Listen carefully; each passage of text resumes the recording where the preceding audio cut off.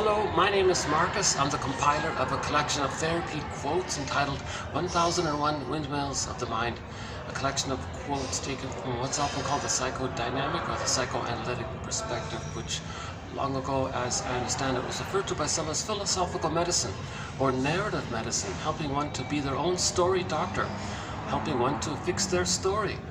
The idea being that if a child has a life event that causes him it's an experience that causes him to lose his feelings and kind of freeze up, so to speak, and then be afraid to know his real self throughout because of the painful memory of once upon a time having his true self, which is sort of an innate given with everybody. But with trauma we lose it, and then we go through life maybe being afraid of it because of the past pain associated with our true self. So that's considered that our life story is broken. Yes, the person in other aspects can grow up. Okay, I'm in a public area here, so you're going to see me bouncing around a few times here. Hold on a sec. Hi there.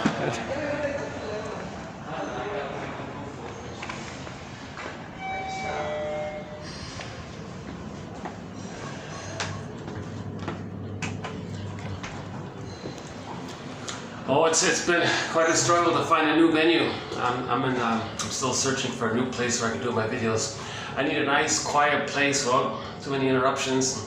So, for the time being, we're doing it here. Let's see. It's still there.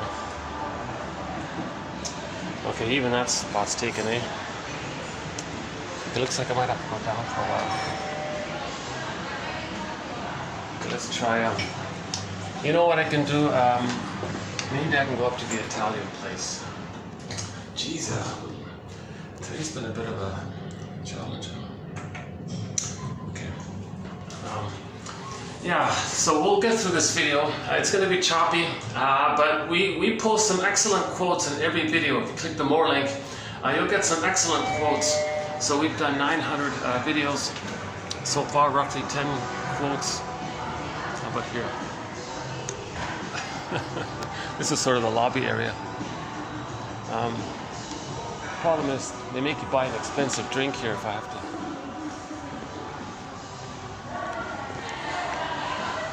to. Yeah, so we have roughly 900 videos, on average 10 quotes per video. So we've got 9,000 quotes here right on this YouTube channel.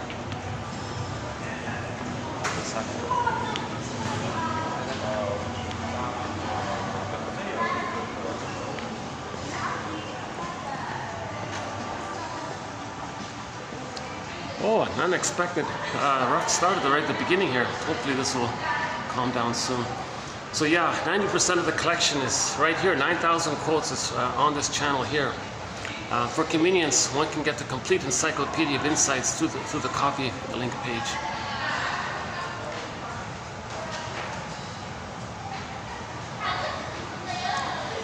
Let me just take the next elevator here. Let's go up to the Italian place for a bit. Let's see how it's up there. So these are advanced self-help quotes, a nice bridge between the analytic jargon and the self-help material. It's a nice bridge like that. Again, I'm not a shrink professor, so I only have a BA, so the quotes are a little bit more difficult than your average self-help quote, but not as difficult as you know, the jargon from the shrinks. So it's a nice little bridge there, I think. And that's, oh yeah, we have a quote today about bridges. Oh, one sec.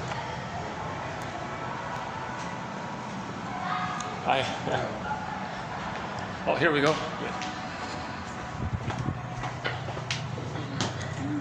Oops, hold on. Okay.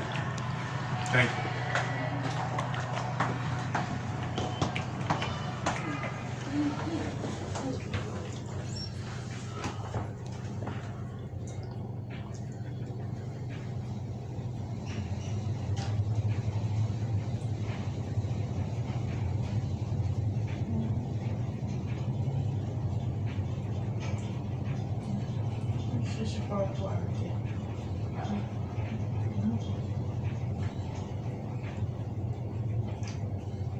di femme qui ont des fesses qui semblent des autres, ça c'est des autres.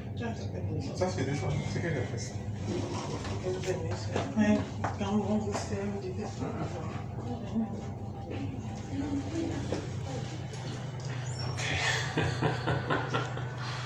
Yeah, these self-help quotes roughly, more or less, fit Grice's 4 maxims or suggestions for communication: relevance, quality, manner, and quantity. So these quotes are relevant, very helpful, delivered in a friendly tone, and not too short, not too long. Let's see. One second. Usually let me just let them know that I'm here. Let's see. This is my favorite Italian restaurant. Yeah, let me just let them know that I'm here. Hold on a second. Yeah, nice place, eh?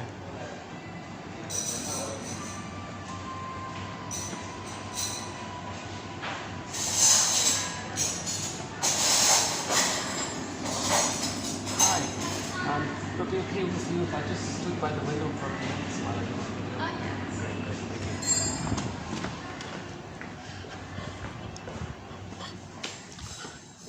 yeah. Yeah, here's my favorite painting on the wall here. Sort of a nice little picture here.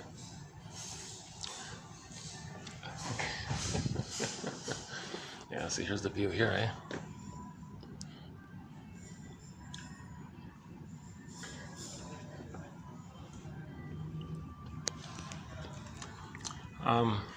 Let's see if we can get some better lighting here. How's this? Okay, let's just do this for a bit. So I can't get the, see, the lighting doesn't work. See, the lighting doesn't work when I do it that way, right? See, how about this way? Does that work? Not really, eh? Jeez, eh? It's hard to get the, wait a second, let's one more, let's try this. Does that work? Not really. Yeah, see, I get the view here, but I can't give it to you.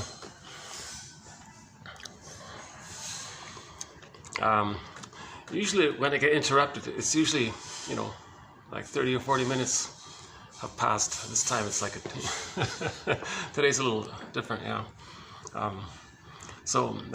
Basic premise here is that I feel, therefore I am.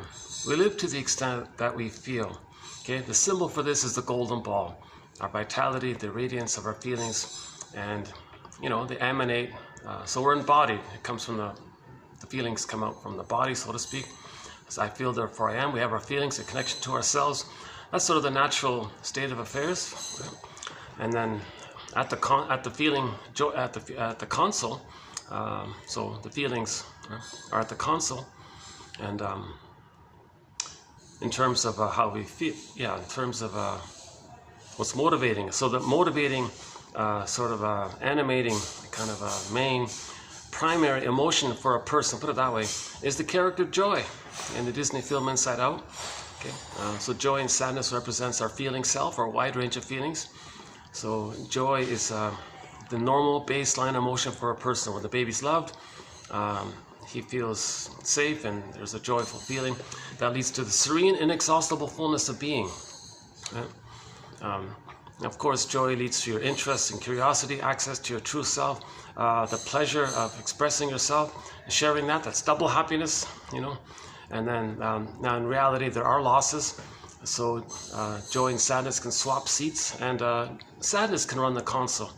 Then the person can go through the grief work process. It's this verdict of reality that makes the work of mourning so difficult. So we need sadness there to process, metabolize, accept, recognize, and admit the reality. It's the work of mourning's more about remembering than forgetting. Oh, hold on a sec here.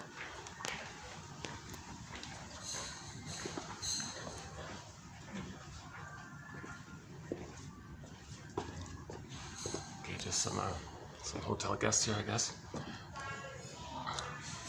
I think they're closed. Aren't they closed? They open at 5, these guys here. Oh, they're gonna come back here.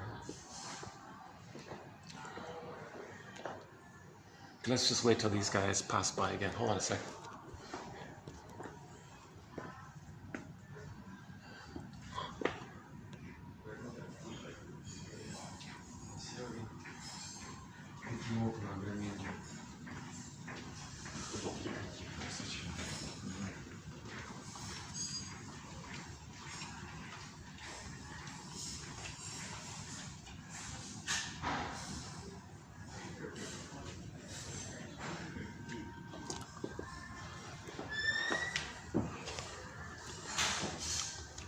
Yeah, it's a Sunday, yeah. Sunday here, yeah. Still peak tourist season. It hasn't let up with the tourism. It's peak tourism season pretty much constantly around, it seems. Yeah.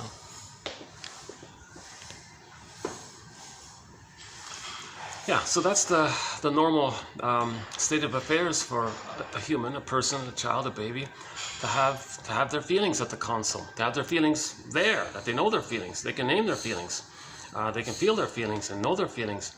And now, when the child has a secure attachment style and develops, and he has access to his connection to himself, I feel, therefore I am.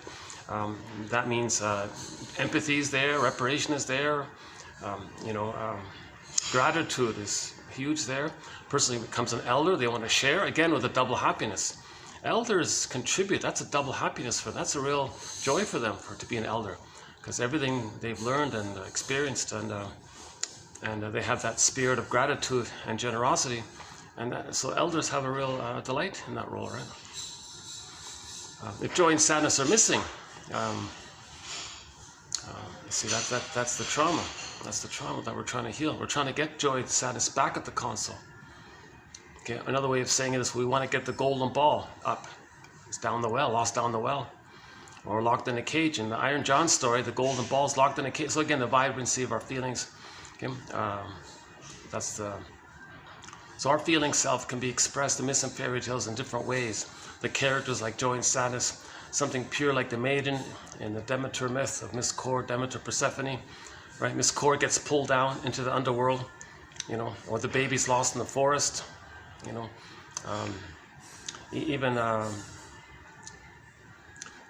So that's even animals like the dog gets pulled down in the lake. Okay, so that in Iron John, so that's our embodiment kind of thing. So we lost our embodiment. So we feel kind of, if our feelings are squelched like that, and if we feel kind of like we lost our connection to ourselves, we feel so-called quote-unquote disembodied. In other words, we feel unreal. We're real, of course, but we feel unreal. That's the issue. Yeah? So this is expressed in common parlance at midlife when people say something's missing in life. I feel like I'm living some kind of unlived life. When does life begin? My life is on hold. Life's not supposed to be a dress rehearsal. Is he living the provisional life? What is he waiting for? Well, he's frozen inside. Okay, so when the golden ball gets lost, the byproduct, okay, we can say, for now we're saying a person can feel frozen, like things are stuck, petrification, okay. The first line in the Gloria Gaynor song, I will survive. At first I was afraid, I was petrified. So if the baby's petrified, okay, so we can borrow the image from the sitcom The Many Loves of Dobie Gillis. Oh, that's better, right? The Many Loves of Dobie Gillis. One of the characters there, Maynard Krebs, had this hobby of collecting petrified frogs. So we may metaphorically feel like that stuck kind of frog feeling. Another way of saying it is that we feel like the Velveteen Rabbit. And in that story, the rabbit wants to come to life. What does it mean to feel real? I want to be real. I want to feel real. Similar to the carpenter who takes a block of wood and carves out like a toy, like a boy out of wood, and wants that boy to come to life. So we may feel like flat or wooden or unreal or frozen, petrified. Another one, a dramatic one, is when the stone one. So Echo turns to stone, a statue, stone. So we may feel like hardened, like lost, like that, like stuck. Okay. So metaphors are just approximations to point to something, right? We need metaphors as back to the bridge. So metaphors are like a bridge from the unconscious to the conscious, right? Yeah, that's an important point. Metaphors are like a bridge to make that link.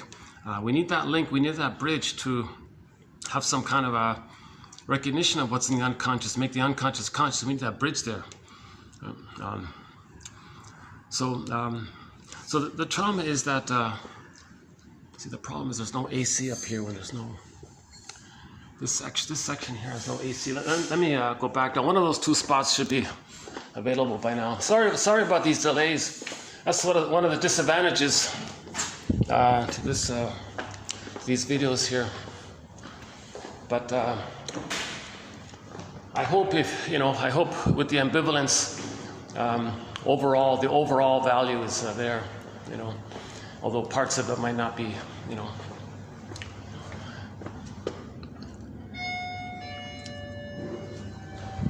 See, oh, here we go. Okay, let's try the third one first. All right. Please stand clear. This elevator makes me laugh a little bit. Please stand clear of the closing door. It makes you feel like you're on a subway train or a sky train or something. It's just a little elevator, right? Okay, so when I finally settled in, I'll see if I can get into some kind of flow in the delivery here. And, if you're still watching, thanks for hanging in there. We've done some great videos lately. Oh my God, the past string of videos have all been, I think, quite excellent. I think they've been some great videos. So, actually, here's not a bad spot right here, yeah. Right by the elevators, but see, you got the washrooms there too. Let's see. How's it over here? Let's see if I can go back to that chair. See, this is in between. This is the midway in between. Hi there. I'm just gonna sit at that chair for a little while. Is that okay? Yeah, great. Thank you. So this is in between the lunch and the dinner.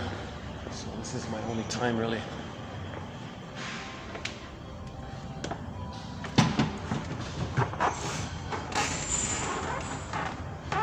I'm sweating already. Jeez.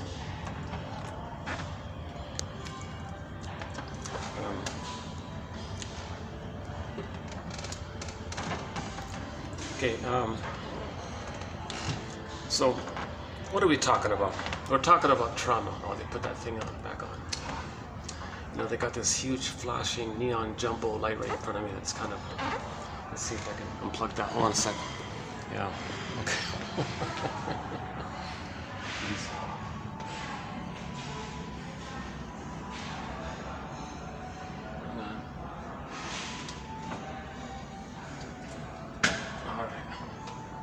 All right.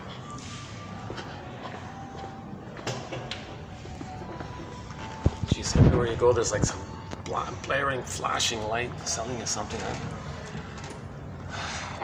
You know, yeah, it keeps people in a state of excitement or dopamine chase. It's defense against. You know, in the Route 66, there's an episode where a lady experienced a loss. And she couldn't feel the grief, so she wanted to become manic. So she bought a motorcycle and she was charging down the highway faster and faster, thinking and fantasizing that behind her there's another motorbike trying to catch up with her. And on that motorbike behind her is grief. And she's, grief is following me. I gotta go faster and faster. So all these flashing, distracting things is like keeping people busier and manicer. It's like we're afraid to let grief catch up with us. So that's one of our threads, by the way, this issue of how to grieve. Because it all comes down to this issue.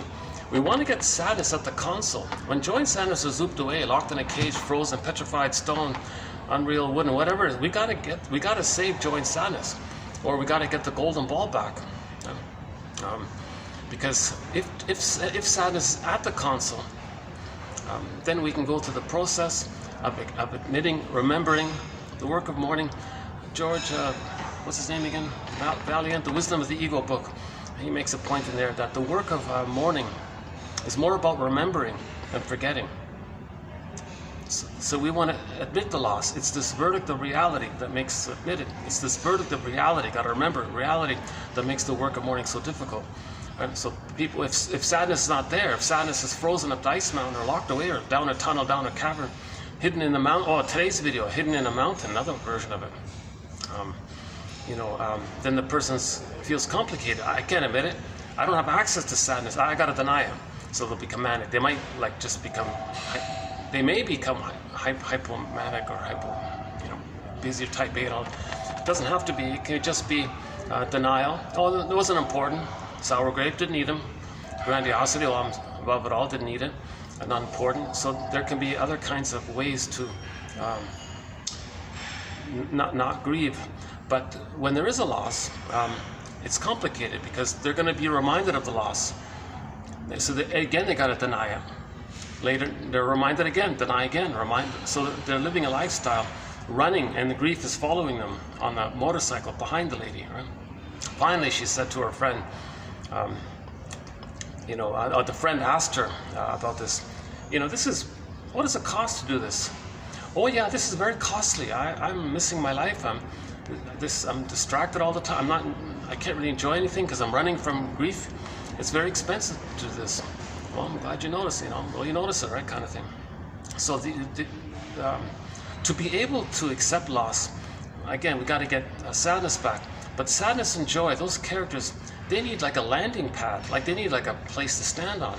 Okay, if they try to come back to the psyche, what do they find? They find a hole that they went down to begin with. So there's no landing spot. So that hole refers to the idea that the baby and the mother are one in the beginning. It's fused. Okay? The baby doesn't have a self-concept, like a definition, a representation in his mind of his self-identity, like him being him, unique from the mother, separate from the dual unity of the mother, not just this merged thing with the mother. I mean emotionally, and sort of like in his psychology, like he's unique. So that differentiate, when he does get that, and it's different, then he's got the floor.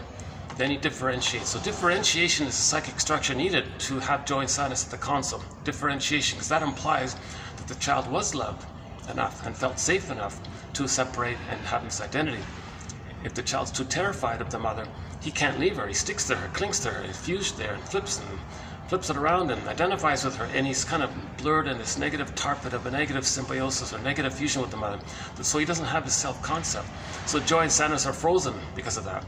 Okay, so the idea is to forgive the mother and understand why her love wasn't available, and then gradually recognize, have some recognition, and so-called honor your parents, meaning know their psychological story, learn their jokes, learn their earliest 3 memories, learn their attachment style. Recognize that we're all homotraumicus, okay, that they're traumatized. When there's trauma, they repeat. And if there's trauma, they have unconscious needs that they may try to meet with their children not knowingly. So we kind of recognize what goes into a person's traumatic personality. And that leads to some kind of recognition that builds like a kind of a nest in our mind, like a holding. It builds like a nest in our consciousness. And that nest can be, maybe it does end up being like a floor, like a moving towards differentiation. You got to build the ego. No, let's say it this way. We got to build the ego, and then we start to differentiate.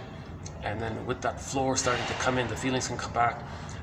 There's no perfect, I don't know if there's, hopefully in the future I'll have a nice or a better description of it. I'm kind of guessing around here at the moment.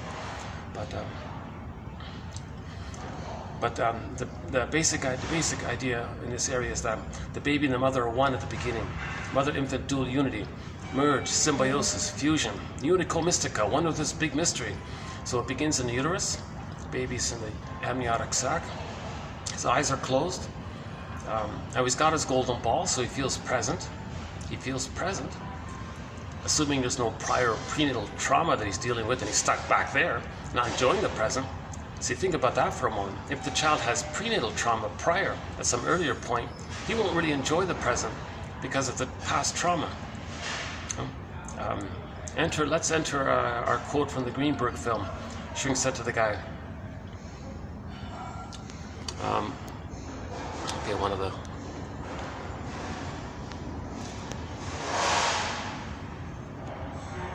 one of the sky trains has no ad on it, and my fantasy is that it could say, "Be your own soul doctor."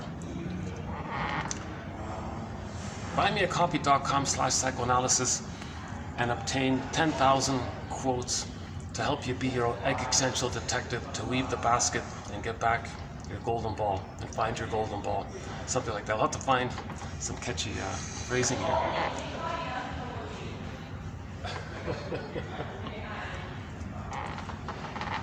Yeah, so oh, there's another ad.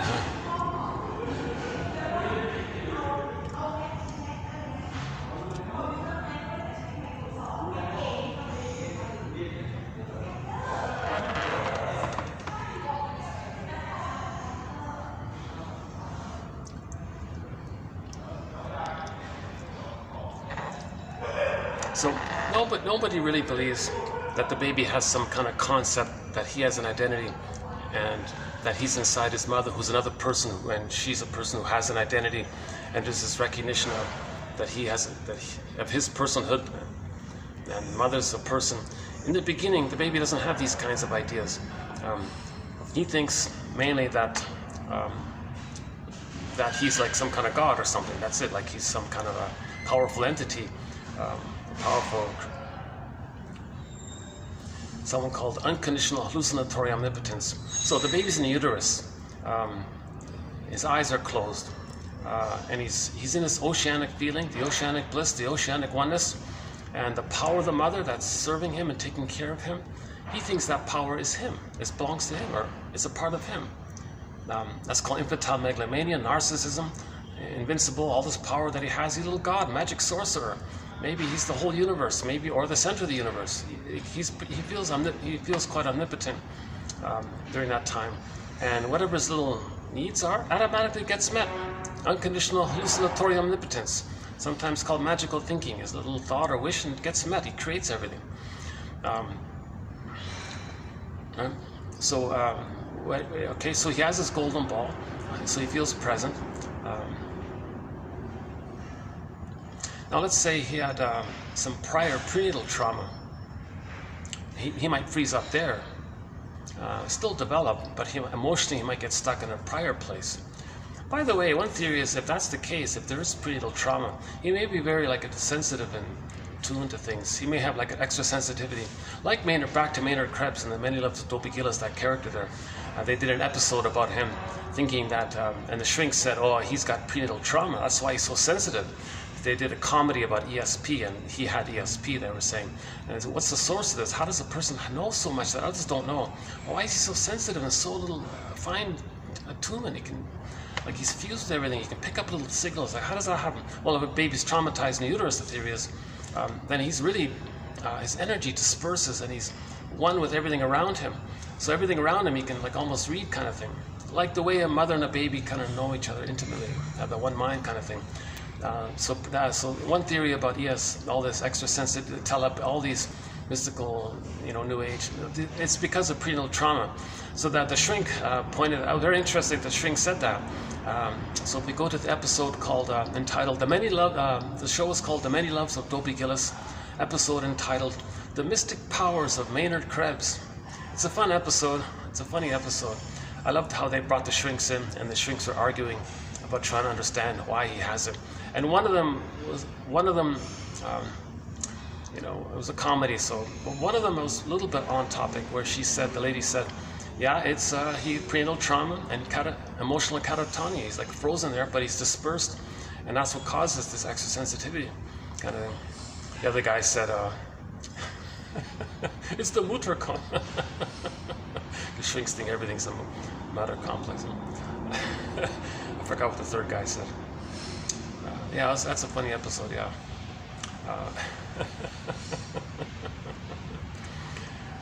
I love how these old shows from the 50s and 60s included psychoanalytic concepts. It was sort of in the mainstream, ideas like projection and psychoanalysis and things. It's funny how we kind of lost it, post the 60s with it.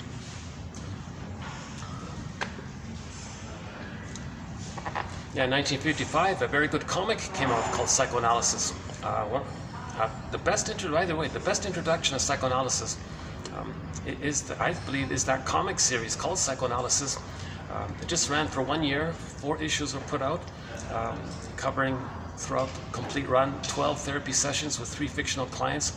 They jam-packed with introductory, insightful lessons about psychoanalysis, dream interpretation, unconscious skill, self-defeating behavior, the overeating guy, the womanizer guy, family systems therapy, where the child was scapegoated. Oh, yesterday's video, oh my God. Was it yesterday? Was it yesterday? No, 2 videos ago. There was a good episode about, two videos ago. We did a quote by Hans-Jürgen Wirth from Germany, but it's in English. He talked about the link. He talked all about when children are scapegoated, why that's taking place. and then what's going on there, and how that becomes like a template for later on prejudice in the world. So that's a very key. We added. Yeah, that's a very key new point we added to our major thread on prejudice. We've got a major thread here, 1001 Windmills of the Mind, a psychoanalysis of prejudice, one of 58, by the way. But that's a key one there. So we added an excellent new quote 2 videos ago by Hans Jürgen, W-I-R-T-H, however that's pronounced. It's either vert or wort. I think the W is pronounced as a V, right? The vert, maybe. Because we had a quote from Heinz. I thought it was Weiss, but someone pronounced it Weiss. Heinz Weiss from Stuttgart.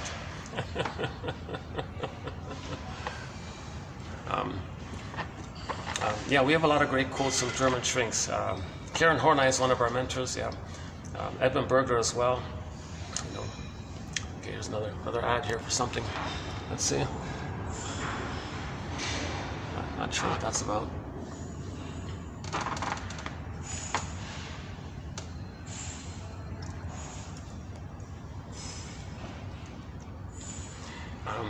Let me just double check, make sure my laptop's okay, and I'll come back here. Because there was a teenager just sort of loitering around my laptop. It's kind of a little annoying. Let's see. Maybe just curious. Let me make sure my laptop is still there. Last thing I need is a... So yeah, sorry about the little distraction here. Let me...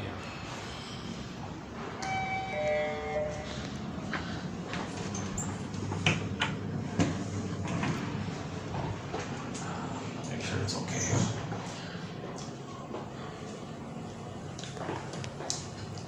Yeah, these guys have been... I get mixed feelings here. Some people say, oh yeah, sure, do your video. Some say, well, you know, all right, you know. Oh, it's still there. Okay, we're still okay. There it is there.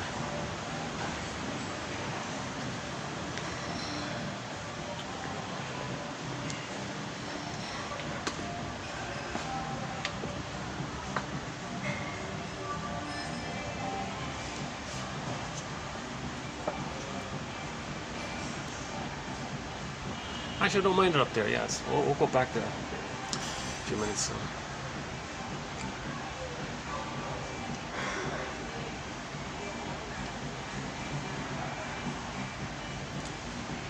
Truth is, I'm a little distracted by this thumping music. Give me a minute to get used to the background techno thumping sounds.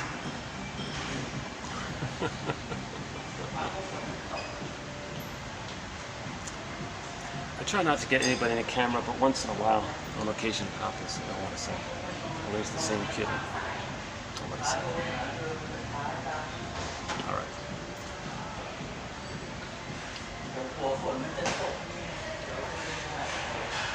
Let's go back to the Greenberg quote. Shrink said to the guy, "You have trouble living in the present, so you're dwelling in the past." Because you never really lived it. Okay.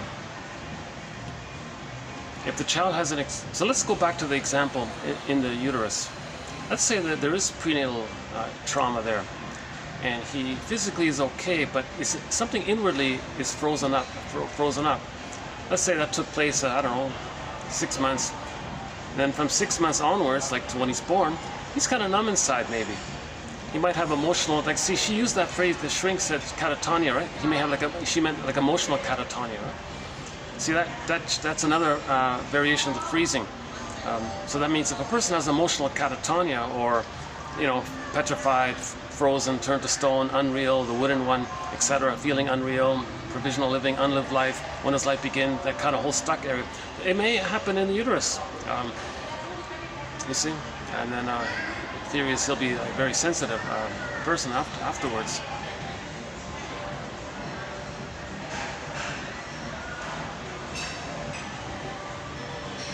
But at a huge cost. I mean, he's just sensitive because he's got to read everything around him. He's just still, you know, I don't know what, that's a tough one. Like Maynard Krebs, yeah. So if you think about the character in the episode, he didn't want to grow up. He wanted to stay childlike as much as possible. He wanted to avoid couldn't concentrate at school, didn't want to develop.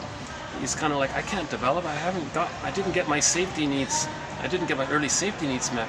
I'm afraid to progress because I never felt safe enough to progress. It's a developmental issue. So we're talking about developmental trauma. So what we're talking about here is developmental trauma in this emotional area. A person can still get 10 PhDs on the wall. We're not talking about this split between, chronological, biological, cognitive. We're talking about this whole feeling area. I feel, therefore I am this. The attitudes towards themselves, towards others. Their beliefs about themselves and others. This kind of, this emotional area that we're talking about, right?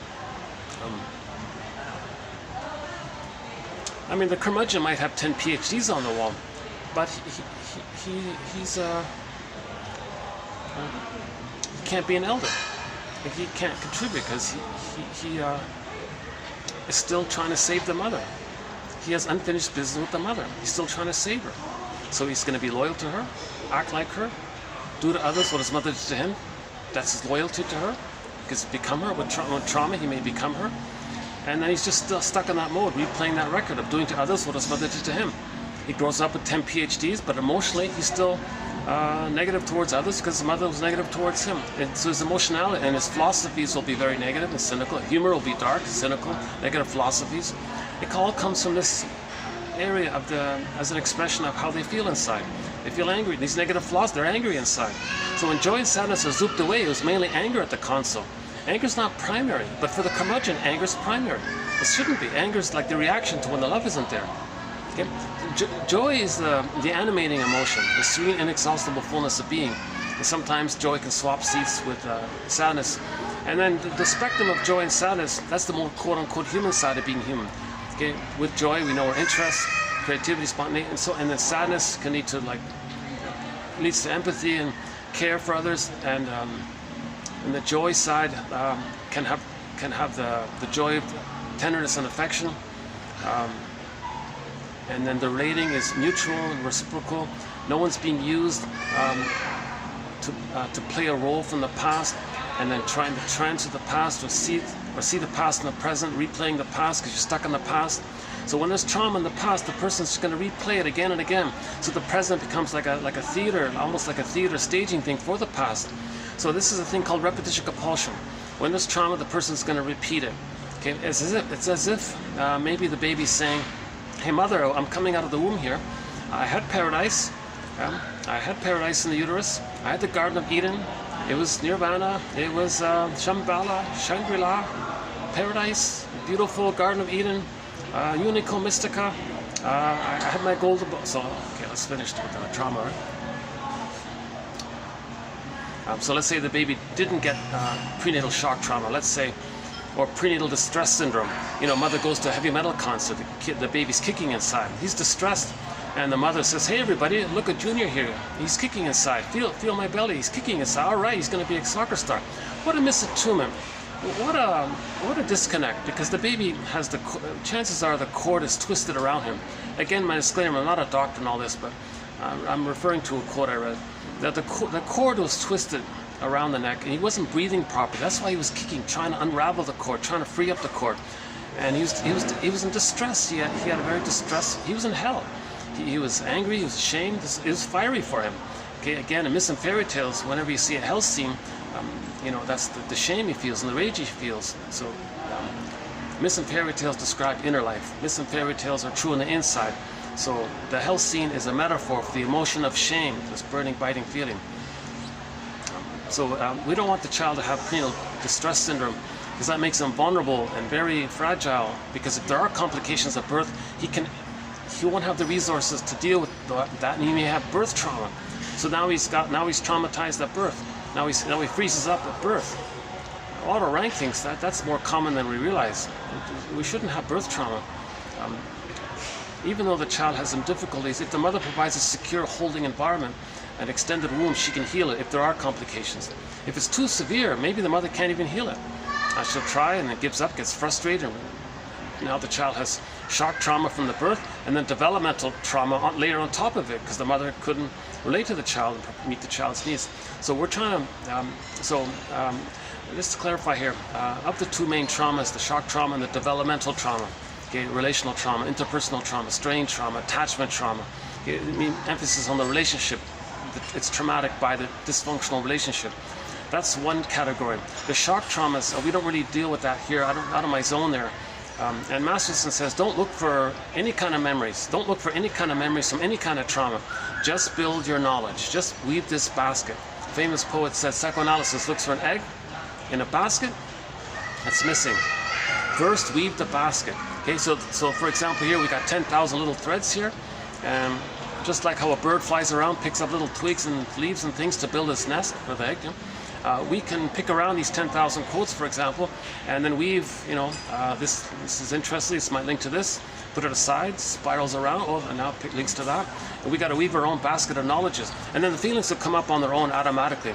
We don't directly bypass that. It's not going to work. You got to have some kind of container, like a basket, a nest.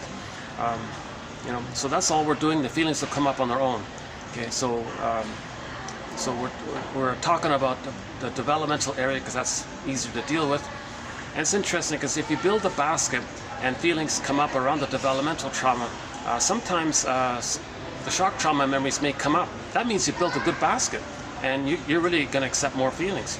So you're really healing even further if you can get a good basket. So we got to weave this good basket. I remember as a child, one of the jokes going around was when someone was asking, hey, what are you going to be when you grow up? And if anyone didn't have like a clear, cool answer or something, everyone would tease them and say, oh, so you're going to be a basket weaver, are you? Ironically, yes, we need to be basket weavers. You know? Oh, my poor arm. Hold on a sec. Let me switch your arm. Yeah. I'm still recovering from my twisted arm.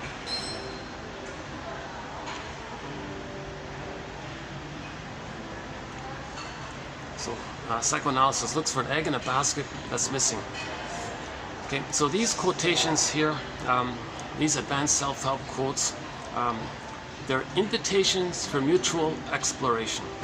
Guesstimates, ballpark approximations, hypotheses, just theories, stepping stones for maybe better ideas. Brainstorming, these 10,000 quotes are like little clues. And each person has to be their own narrative medicine detective, story detective, narrative medicine soul doctor. Each person has to be their own existential detective to weave this basket. So all that we're doing here is just sharing along, passing along what I believe to be some of the best quotes from this tradition called the psychoanalytic perspective. But it's really just a continuation of the general know thyself movement that's been around for thousands of years. Philosophers from way back talked about psychoanalysis. For example, Confucius, almost 3,000 years ago, said to his students once, dear students, when I'm in a party of 3, I always have 2 teachers. To the one I admire, I want to be a student, I study from him. To the other, in whom I see traits I don't like, I search for those very same traits in myself. So Confucius was talking about projection way back then. Okay, the Lao Tzu, that's a huge topic with the yin-yang symbol. There's a lot there with that. That's a wonderful symbol, a powerful reminder that when our feeling is there, that's the yin, then our doing is healthy. But if our feeling is damaged, then our doing is distorted. You see? So, similar to joy and sadness, when joy and sadness, the yin, the feeling is zooped away, it's missing, it's damaged, then the doing is distorted. Okay, the reactive, it's the amygdala area, either or thing. It has this, just thinks in this irrational fears. Right? Woodman puts it this way: the wounded feminine leads to the distorted masculine or the toxic masculine in men and women. Nothing to do with that, right? So the troublesome doing comes from the missing, wounded feeling. Heal the feeling, then our doing is an expression of our feeling, and when we express the real self. That's meaningful, we feel connected, there's a kind of natural joy in that. You share that, that's called double happiness. Not cynical. See, when we say something like that, we mean it in a healthy, positive way. I know a lot of people are going to think in a cynical way. See, cynicism, by the way, is when joy and sadness are missing. When joy and sadness are missing, and the person doesn't develop and have that floor, meaning separate from the mother. Okay, that means their true self is gone or missing. all they have left is what all babies have in the beginning, in the uterus, where they think it's just all them. Narcissus looks into the pool of water, sees a reflection of himself. That just means he thinks it's only them, it's only him. Okay? So that's called grandiose, the grandiose self, or the idealized self, or infantile megalomania, the grandiose part self, the ego ideal. This idea is just him. It's called solipsism, and they chase that. It's called Karen Horney's thing for it is describes it as the search for glory, but she means it in a way like Don Juan searches for glory, or Peer Gynt searches the playboy, you know, the infantile, that kind of the way that disturbed king in the film we're going to talk about today, called the 1957 film, the Pied Piper of Hamelin. So stay tuned. We'll talk a little bit about that film. He was singing the song.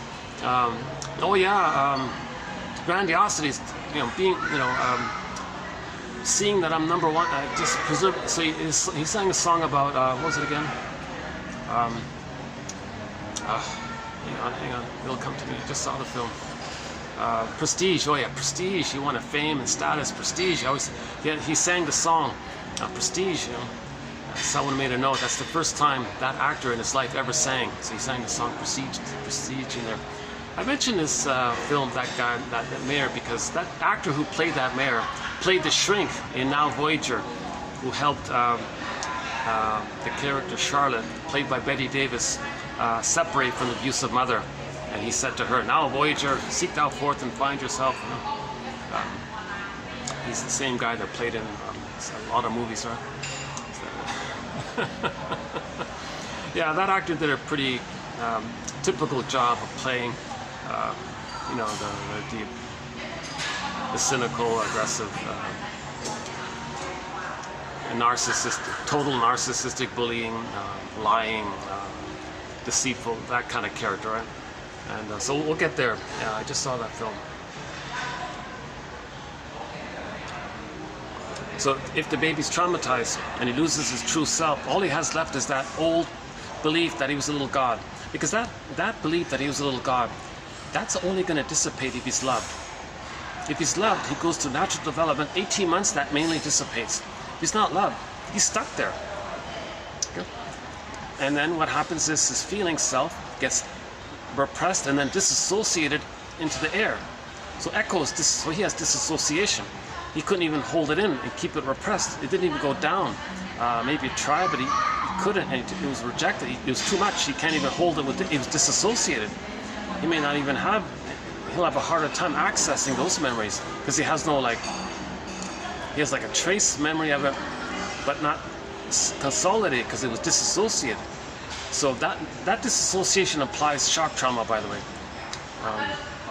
Now maybe some developmental trauma accumulates to the point where it has the same effect as a shock trauma. That's why in midlife a lot of people have the symptoms of PTSD, but they don't remember any kind of shock trauma. So if that's the case, there's a thing called delayed onset, where the developmental trauma kicks in at around midlife, and the person finds that they have the PTSD. Why do I have PTSD? I don't remember any specific shock traumas or something. Or maybe there was, they didn't remember it, or the relational trauma was so much, but it was kind of buried. The person could go through life with the defenses, they can mask it, and then it comes up eventually. It's called the delayed onset of the trauma. So the PTSD was delayed onset. Usually with shock trauma, the PTSD symptoms will be right away. But with developmental trauma, it delays, called delayed onset, like that, right? So that's another kind of interesting topic. But Echo was off to the corner. Yeah. Echo is a symbol for the feeling self. So a character representing his feelings. Okay, again, myths and fairy tales are true on the inside, not on the outside. Every character in a myth or fairy tale, you know, represents psychological elements within. Every character in the myth and fairy tale belongs to one mind, like a dream. Like they're soul stories. They're psychological mirrors for inner life. Myths and fairy tales are psychological mirrors for inner life. Okay, so and we'll talk about the Pied Piper story a little bit. So it's in that area as well.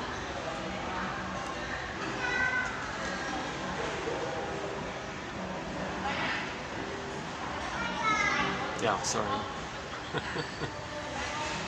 It's easier to do these videos on the shoreline when the bird's flying by. It's nicer to show you some kind of, you know, something flying by.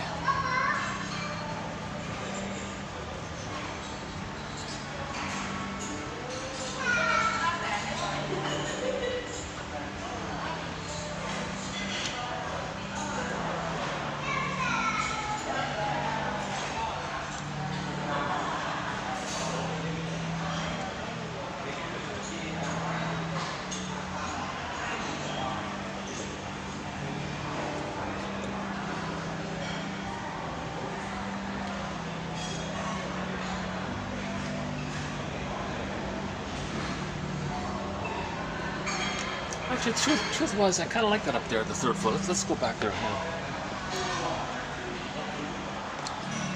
You know what it is with Sundays here? They have a special. They have a buy two, get one free special. If two people come, the third person can have their meal for free. It's a good deal, actually. Yeah. I don't know what the food's like here yet, on this spot here. It's probably okay, yeah.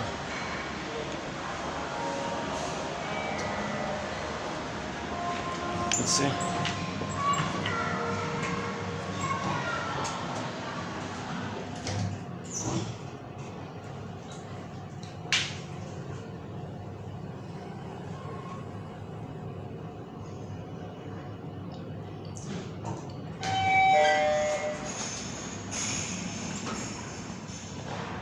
Yeah, okay, that's good. Okay, it's quieter here, yeah. Okay, let's hang out. Okay. The chair's rubbing up here on the wall here. Yeah, let's hang out here for a bit. Alright, calm down, Jim. Alright. This is one of these folding chairs. If you need it, just folds all the way back. It doesn't have a stable back.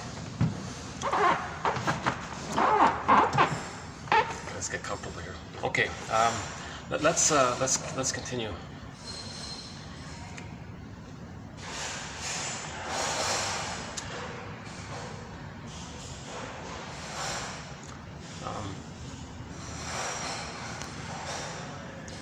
So the trauma is, we're talking about, so we're mainly talking about developmental attachment trauma. The child needs a secure attachment where he can go through the developmental process.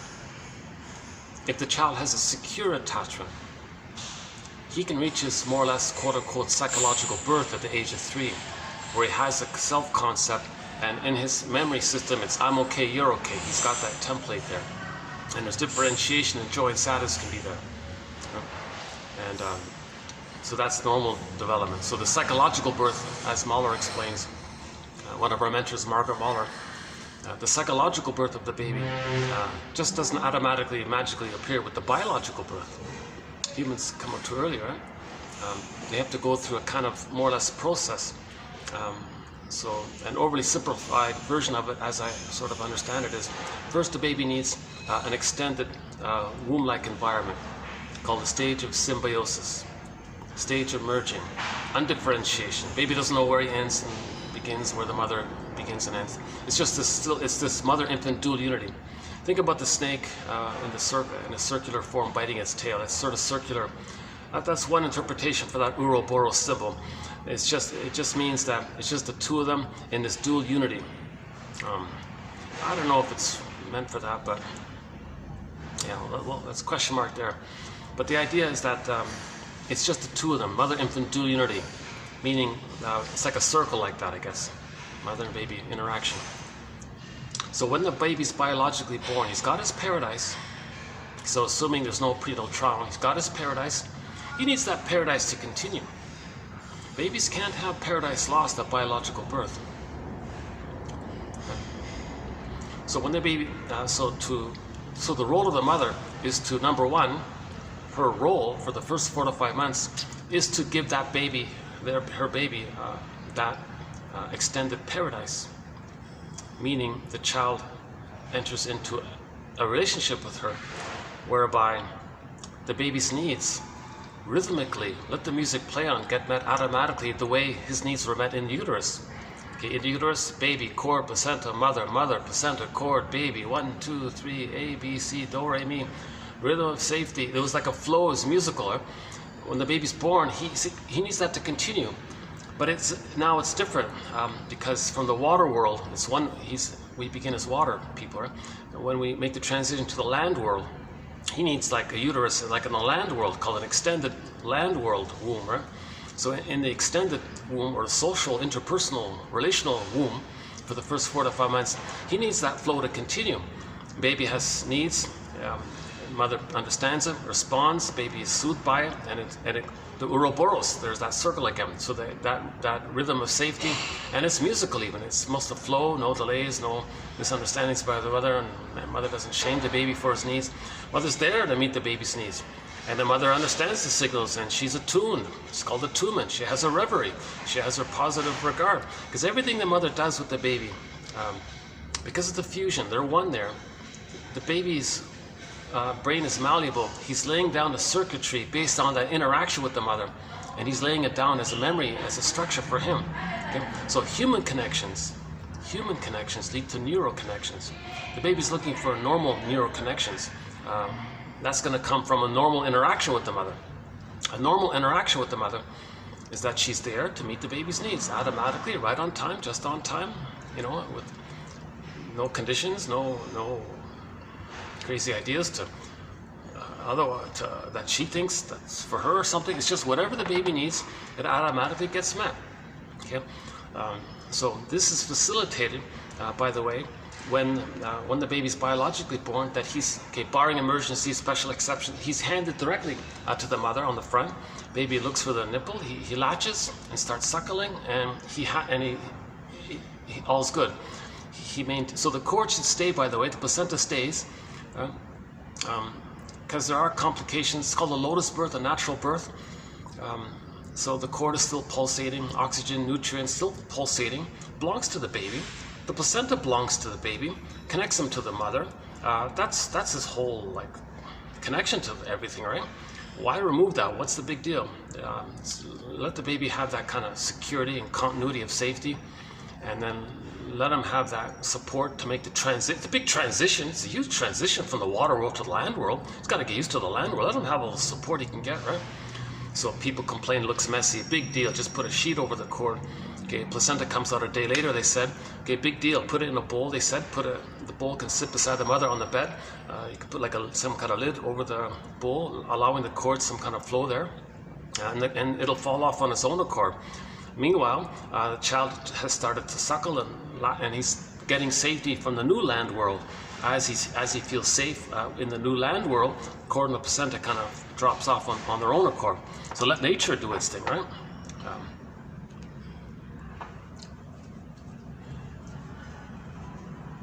Yeah, I'm just looking at all the, just looking at all the motorcycles and things. Yeah.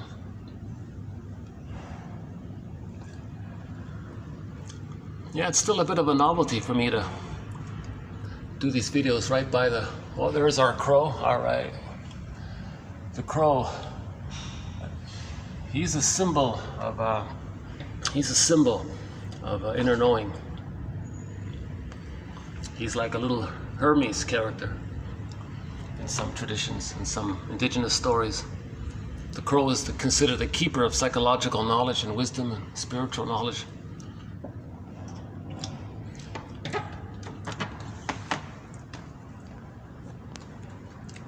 Yeah, so we talked about that when we did the quotes on Marie-Louise von Franz.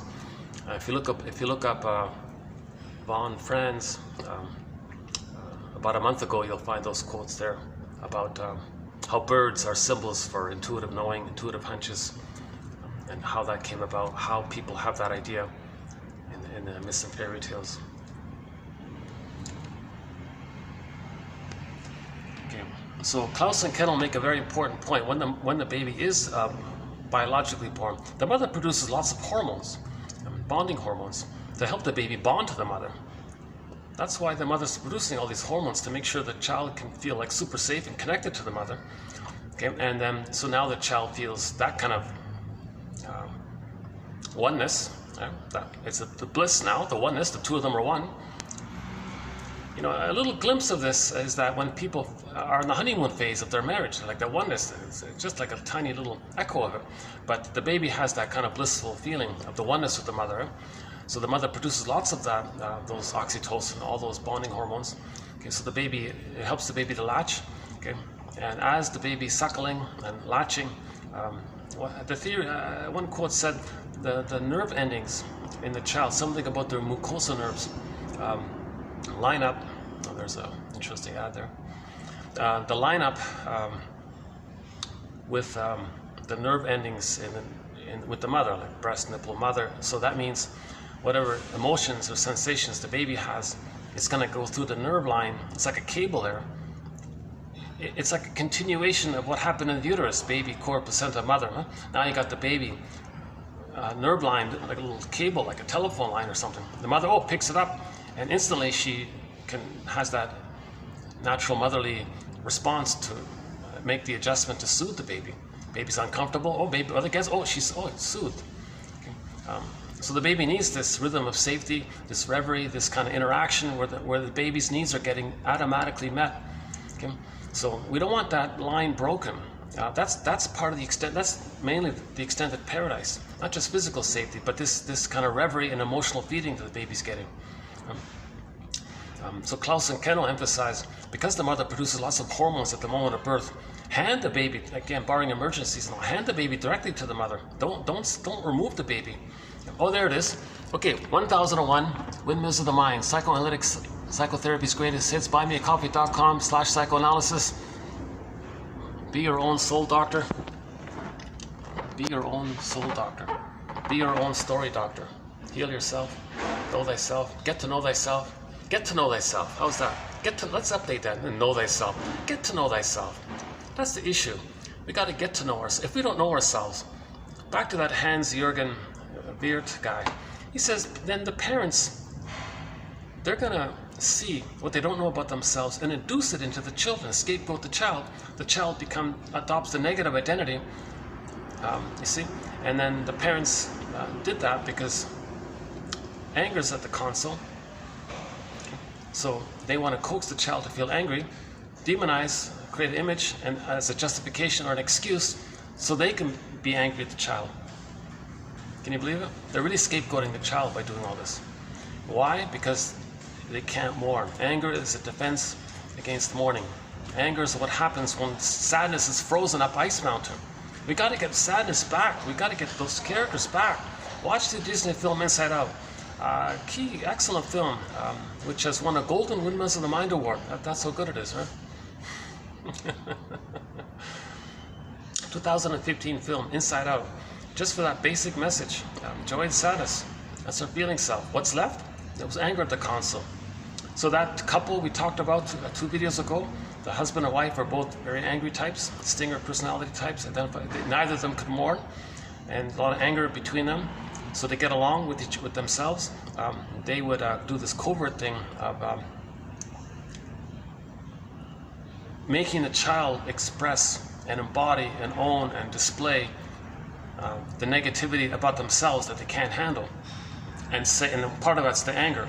So they want to make the child dysfunctional, and then say look how dysfunctional they are. Now they make a rationalization to have an excuse to be angry at the child. So they induce anger in the child, then they vicariously see, there's their anger. Now with the rest of their anger, the other half of their anger, let's say, they can now express their anger, and now they want to criticize the child to avoid inner criticism. You see, so the child is called family systems, like a little system there, but it's very dysfunctional because the father and the mother don't know themselves. They don't know themselves. Okay? They can't grieve. They don't have sadness at the console, so it's all anger. Have an excuse to express their anger.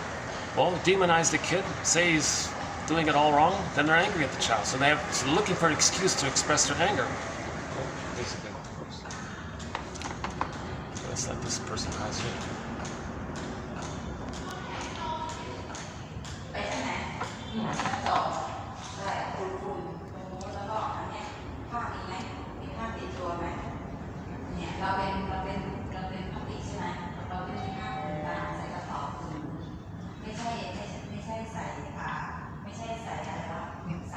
There's 2 more crows, all right.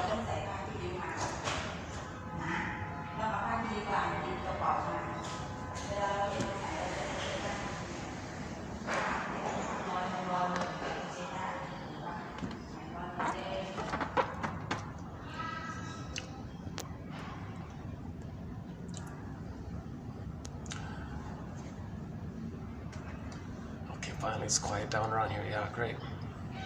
Oops. Okay. Okay, let's continue. So, conclusion is Klaus and Ken will say, hand the baby to the mother. Okay, now, if the baby is removed, they said, those hormones the mother produced, they're going to dissipate. Those love hormones, right? The bonding hormone, they're going to dissipate. So they make an excuse. So we got to weigh the baby, or put him in another room, or put a nurse feed him. What are you doing all that for? That's not necessary. That's traumatizing the baby. And we have a theory about why that's going on. So Klaus and Kennel did a very healing thing, because a lot of hospitals changed their procedures after they read his book. Now they're handing the babies to the mother, because now they know the trauma that's being inflicted on babies when they're removed from the mother. You forget about weighing the baby. Who cares? Trivial. Forget about weighing the baby. That's traumatizing the baby.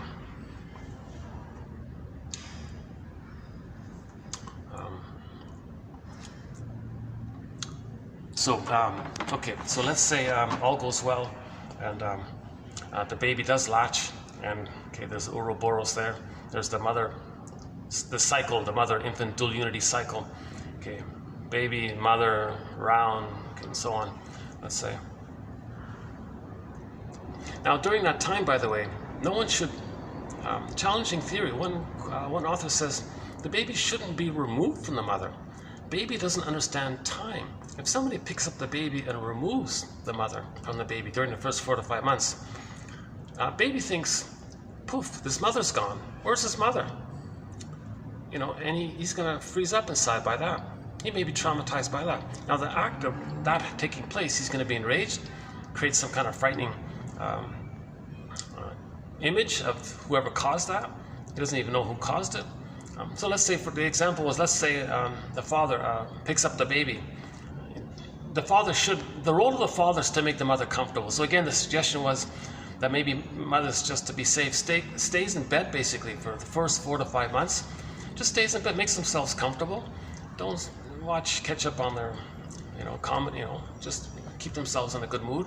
The role of the mother is to make the mother comfortable. But the father doesn't pick up the baby. He's meant to protect the dual unity. It's a womb. Just like in the uterus, no one's going to pick up the baby and put it back in the womb. It's a similar idea. This is an extended womb. It's meant to be treated like that. So for the first 4 to 5 months, skin-to-skin contact the whole time. Mother, if she uses the washroom, she gently carries the baby. Baby sleeps most of the time, so he can nurse according to his schedule. And he's got that continuity of the rhythm with the mother, the body, the warmth, the oneness. And he feels safe. And then he's developing. He's getting his needs met. He's getting the mother's present to the baby. He feels present to himself. Mother's soothing the baby. Okay, he has the soothing interject, part of his mind that can soothe himself. Mother sees, hears, feels that he can do those things for himself. This leads to a sense of self-esteem, because the mother's doing all this, right? Because the circuitry is getting laid down, right? So during that time, nobody should pick up the baby before he starts to hatch. He's in a uterus, right? He's in a womb. He's in a psychological invisible womb kind of thing. So let that there. So let's say the father, like a few days later, picks up the baby and says, hey baby, look at me, I'm your father or something. Baby might think, well, whoever you are, I'm enraged because A, you took away my mother. You took away my mother. I feel terrible. I'm enraged. Now, I can't know all this rage. It's too much excitation for me. So I'm going to project it onto you. And say that you're a dangerous entity. Okay, now he's created a thing called stranger anxiety. One version of stranger anxiety is here. So he's created already like a frightening image of something that caused the loss. The father loves the kid. The father's not doing that. It's unrealistic, right? But the child has rage. He can't handle it. Projects it. It's called primary process thinking. It's the way the babies think. He's going to project his rage onto the image of the father that he created. There's some kind of blurred concept of whoever removed him from his mother, okay, and has this frightening image of some dangerous entity because the baby's enraged. So he says, oh, this person, the father's enraged. So now he's got this boogeyman kind of imagery in his unconscious. And then that's another theory, by the way, about prejudice, because later on, when someone is considered safe to project onto, they'll say, oh, they're dangerous. They're talking about the father image. They're talking about the image they made of the father that caused them to lose their mother and freeze up because of that. And that image is very dangerous. That's there. They say it on to others. They plan to know the image they created. See, that's another theory about prejudice from a while ago, maybe 2-3 months ago. So the mother and the baby are meant to have that extended womb-like interaction. Okay. So it's not just physical safety. Right? It's like an emotional feeding, emotional. Okay, I think that's. We take it for granted. As maybe I don't mind trying to find some better words for it. Again, I only have a BA. My vocabulary, it's a real pity. I so regret not somehow having or making the choice to, concentrate in school and get a PhD in English so I can be more articulate. And, so yeah, I'm just noticing some. Let's see.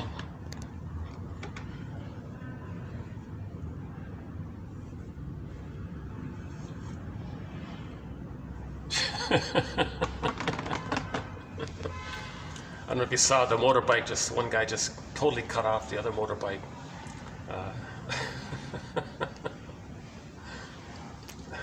Jesus. I'm amazed at the kind of the flowing intuition that all the drivers have to.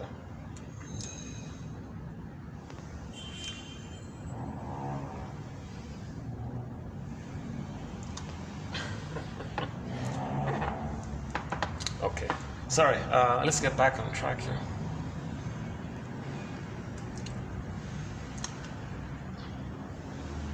Okay, good, nice and quiet here. So let's say the baby does hatch out. Yep, so 4 to 5 months, he's gonna start to hatch. That's huge, that's amazing, that's wonderful, that's wonderful. Okay, that's wonderful. If the baby, let's say, doesn't get that egg time, if he doesn't get his egg needs met, meaning the maternal holding environment, the positive reverie experience of the mother, the attunement, the feeding, the interaction. Okay. If he doesn't get that, and there's no real egg there, he doesn't get that egg. No egg, no birth. Like, he's got to have that egg for the birth. If he doesn't get that egg, oh my God, what kind of personality pattern do you think might crop up? Well, theory is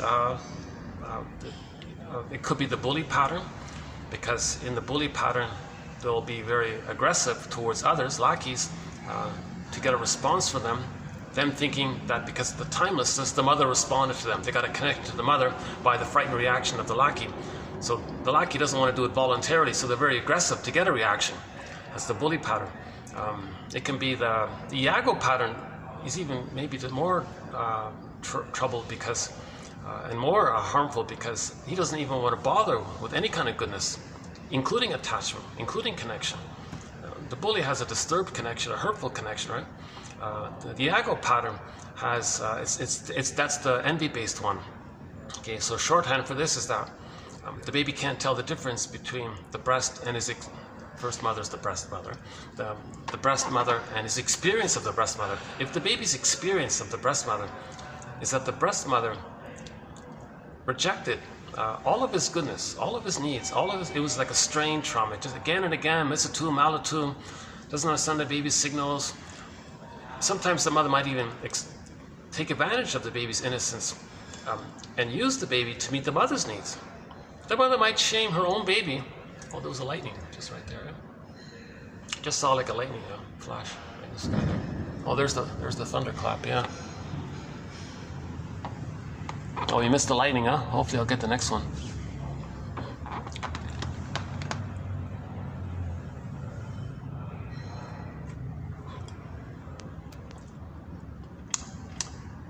was a very jagged lightning. Like it was a very zigzaggy kind of, not even like a. It's very unusual. It had like a long, crackly zigzag. I've never seen like a lightning like that. Yeah.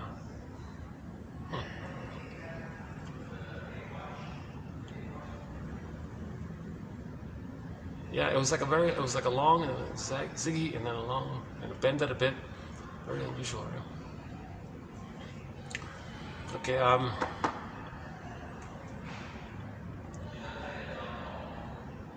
Oh yeah, Iago pattern. So if the mother, from the baby's, you gotta have empathy for the baby. From the baby's perception, the mother hated his goodness, hated his needs, rejected his feelings. Everything that's pure and innocent about the baby, the mother just misattuned, malattuned. Okay, the baby, what's he gonna do? Well, his true self is so hollowed out, so emptied. There's even like a theory, it's like a rupture in his psyche, like a hole, and the golden ball goes down that hole. It's called the basic fault. And then so he feels so unloved and all this. His true self he rejects. He's going to see others. His humanness. He's going to see onto others, like his wounded humanness of being defective and no good, unlovable. He'll see others are no good. That's a defense mechanism to not feel it within. Okay, because of the need for an attachment. He's going to attach to the shaming mother. The more the mother's love is unavailable, the more the baby looks and clings to the mother. He's got to have an attachment. The baby would rather attach to an abusive mother who hated him from his perspective and have no mother. So he's going to become the hating mother, to have the attachment. So to have that attachment, he's got to hate the goodness that she hated in him. So to have the attachment, to feel safe, to have some kind of stability or something, he's got to hate goodness, because the mother hated his goodness. So that's the envy-based personality called the Iago pattern. Iago. Okay. So the mother hated his goodness. He identifies with the aggressor. Okay. When there's trauma, we repeat. Okay. So we spin it around. So mother shamed him. Okay. He identifies with her. He'll shame others. To replay, the mother shamed him. He's going to spin it around, because the theory is with repetition compulsion, when there's trauma, we have the fantasy that when we somehow repeat it, maybe we can change it, undo it, correct it, get the love outcome in the past. It's ridiculous, it never works, but because the child doesn't understand time, he's spinning it around. So originally the baby's saying, "Mother, I need love, not shame. Love, not shame." He's shamed, but he doesn't understand time. No, I need love, not the shame. So he's still looking for the proper loved outcome. No, I need the love outcome. And we go through life carrying this tune and replaying it in every new situation and using others as stand-ins. I need the love, not the rejection. And he'll recreate the rejection to still replay what happened, thinking that he can somehow get the love that he needed in the past. But nobody in the present is the good breast mother from the nursery. So because that's the issue with trauma, we're stuck in this frozen thing. So neurosis is the petrification of an infantile conflict that's repressed. Okay? Neurosis is the petrification of an infantile conflict that's repressed. So the conflict is the baby needed love, he got shamed. So, okay, let's enter Edmund Burglar's simile about trauma, about the repetition compulsion. So when the baby's we talked about envy, right? So envy. So he'll go through life hating goodness because his mother hated his goodness. That's how he stays safe with the mother. He can't leave the mother because he didn't get the love originally to feel safe enough to do so. So he's stuck clinging to her, being her, waiting for mother to change her ways in the past. But the past is over. It's now the present. But he's emotionally stuck in the past, replaying it, thinking that he can change the past. Undo the past, correct the past. Oh, there it is again. Yeah, I just saw another sort of crackle there. That one was much lighter, so I don't, maybe the...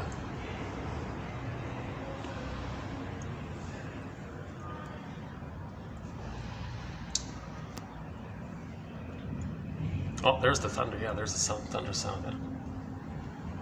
I've got my rain jacket. I'm prepared, yeah.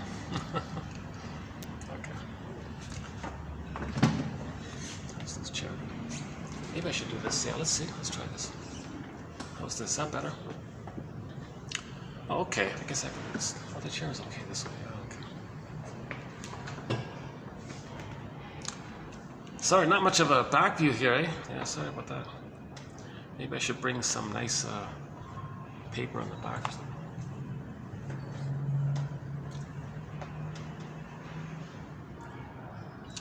Yeah, I was looking around for some affordable scarves I could maybe hang on the wall behind me or something.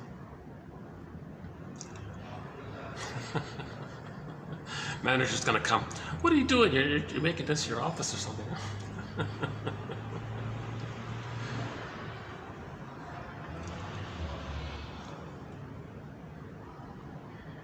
Oh yeah, someone approached me and said, "What are you doing?" "Oh, I'm making my video here." Is this like your office here?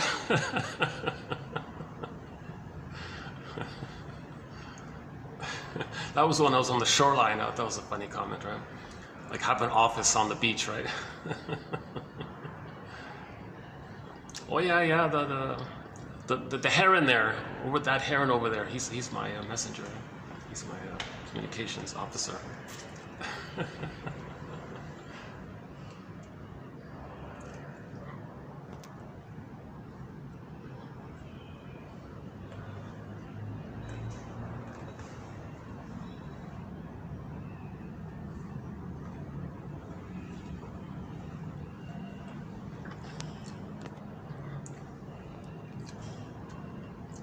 So imagine that as a tune. Imagine that as a tune. Baby comes out of the uterus. Mother, I need the safe connection with you, the maternal holding environment, your reverie, your attunement, okay, your positive experience. I need you to be a symbiotic object for me, a self object for me. I need you to be there for me, to see me. I need your presence. I need the rhythm with you. And it's not pain. Oh, ouch. No, not that. No, not that, mother. I need the love. No, not the pain. See, he's got to have the proper love outcome. There's no time. He's got to have that proper love outcome. So this seems to be the mechanism of repetition compulsion, because no time. It's timeless. Infinite mourning. It's no time. It's time. So he's just repeating it. So every neurotic is a music enthusiast, but he only has one record. This record here we're talking about, that tune. Love, not shame. Love, no, not the shame. The love, not okay. Wanting the proper outcome. I need the love proper outcome, not the shame. Okay, he has that one tune. He carries this record with him everywhere he goes. Every time he sees a record player, with never-ending fiery ardor, he spins off that tune. Means he replays that tune. Means he's going to recreate the nursery in the present using others as stand-ins for the past. So people in the present are going to be either the so it's two main ways. The present is a replay of the past. So the present, it's like a staging thing, like a psychodrama thing. It's like an as-if kind of scenario, like a staging thing of the past. Yes, the person cognitively knows the present's the present, but they're going to relate to it from the emotionality of the past. So the present becomes the presenting past emotionally. Unfinished business with the mother. Okay, they're not going to enjoy the present. They can't really see the present. They'll distort the present, misuse the present, make up the present. Cherry pick, card stack, make it up. They gotta somehow see it as a representation, and they'll distort as far as they have to. They gotta see the present that it's still the past. So they'll make some excuse. And in the process, they'll try to induce people into certain roles, show signs of it, cast people in their fantasy that they're that, and then that maybe some people feel a tug to play that part for them, not knowingly, right? Called inducing people into playing a role for you or something, right? So the reenactment can take two main ways. If the child is traumatized, just in a simple form, if the child is traumatized before 18 months, okay, so 18 months is kind of a key thing. That's when the narcissism mainly dissipates. So if he's traumatized before 18 months and he's still in that narcissism place, okay, where he thinks he's a little god, basically, right? So trauma before 18 months will lead, by this, again, this is all theory, right? It's going to lead to a collection or an assortment of various personality patterns. So various personality patterns or styles will manifest according to where along that developmental continuum between birth and 18 months the trauma takes place. So the earlier the trauma is, the more the more Iago-ish it's going to be like. Now, we don't really do the more over-the-top ones. So we mainly do so these are the stinger personality patterns, right? Iago hates goodness, right? Because the mother hated his goodness. He identifies with the envy breast to stay connected to himself. And with the mother's him now, he's got to hate goodness. That's his so-called identity.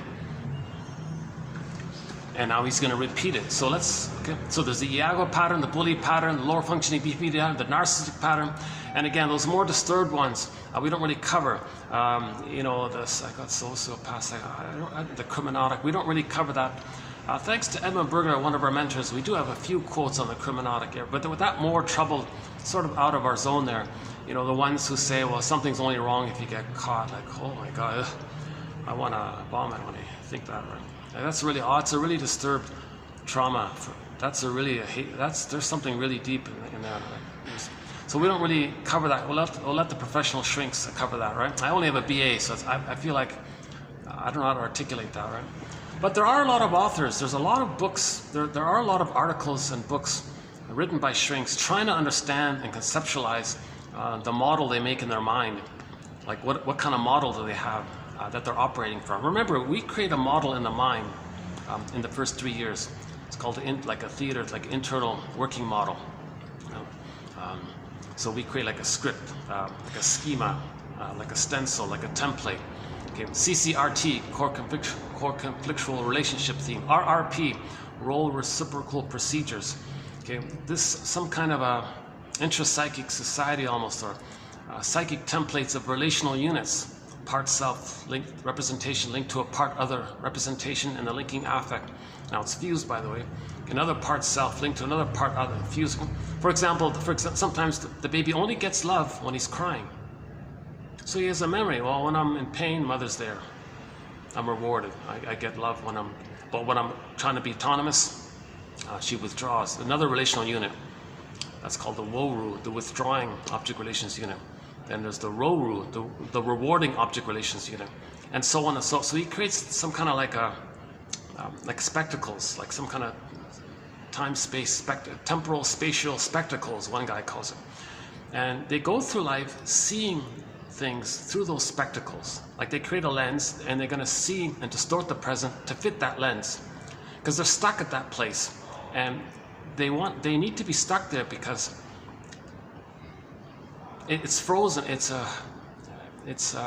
what they learn. It's classical conditioning. Let's say they're afraid to see reality. They got to see it from that trauma place. That's because they survived somehow in that painful way. So they're seeing it that way. They're clinging to that kind of thing, and they're going to recreate what caused that. They're actually going to recreate what caused that painful memory system. Okay. This memory system is something other than I'm okay, you're okay. Okay. Anything other than I'm okay, you're okay is a sign of trauma. So they're going to orchestrate it, like they're going to do like a theater thing in the present, using others as stand-ins, and orchestrate that traumatic interaction with the mother in the present, again with the grand fantasy that by doing so somehow they can get that love that was needed in the nursery. They're still they're spinning off that record, love, not shame, mother, love, not, so they're using others as stand-ins. But nobody in the present is the breast mother from the past. Nobody in the present can say, oh gee, let me help you, I'll invent the time machine for you, we'll hop in, go to the past, zoom, like time machine, travel back to the nursery. Okay, the friend becomes the good breast, the projector becomes the baby again, the baby gets the wiring, okay, the developmental path to I'm okay, you're okay, hop back in the time machine, come back to the present, morph into their respective places so that the projector can say, hey, I can enjoy the present. You're you, I'm me. I don't need to see you as somebody in the past. I can enjoy the present, and we can do something generative, double happiness. I don't need to reenact the painful past and not enjoy the present anymore. So they're not frozen. So the problem is they're frozen. So they're replaying it to not get frozen, right? The trauma is we lost the golden ball. Okay, we repeat and search for the golden ball.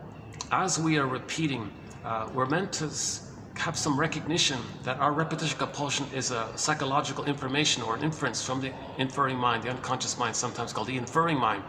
And then we look in the mirror of our present behavior, our staging present behavior, and see that that's a communication from our unconscious of what happened to us. One shrink said to the guy, you're recreating your childhood here with me. What do you mean? Well, it seems to me you're letting me know what kind of mother you had and how it felt being with her. What do you mean? Well, it seemed maybe you're putting me in the role of you, and you're acting like her, hence you're communicating what she was like, and you're trying to get me to feel what you couldn't feel. Oh my God, really? Yeah, that's repetition. That's the theory about repetition compulsion. Hello. This guy, yeah, good guy, yeah. Oh, I appreciate that guy who just passed by. Oh, jeez, I appreciate him. He's got a kind of a grounded heart. That guy is. I feel like he's a heartful kind of guy. I felt like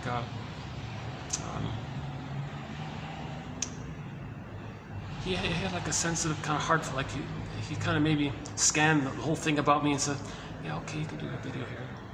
He seems to be sort of a I don't know, like a mid-level manager or something.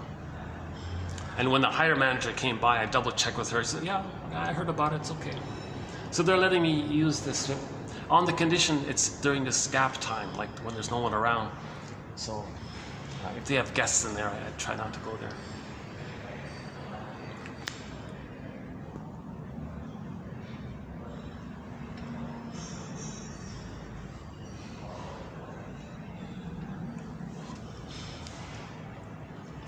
I get mixed reactions from different people. One place acted like the mayor. In one place, I had one reaction similar to the mayor in the Pied Piper movie, the 1957 one. He was very paranoid, that guy, right? So I had a kind of a... Yeah, we'll talk about that film, yeah.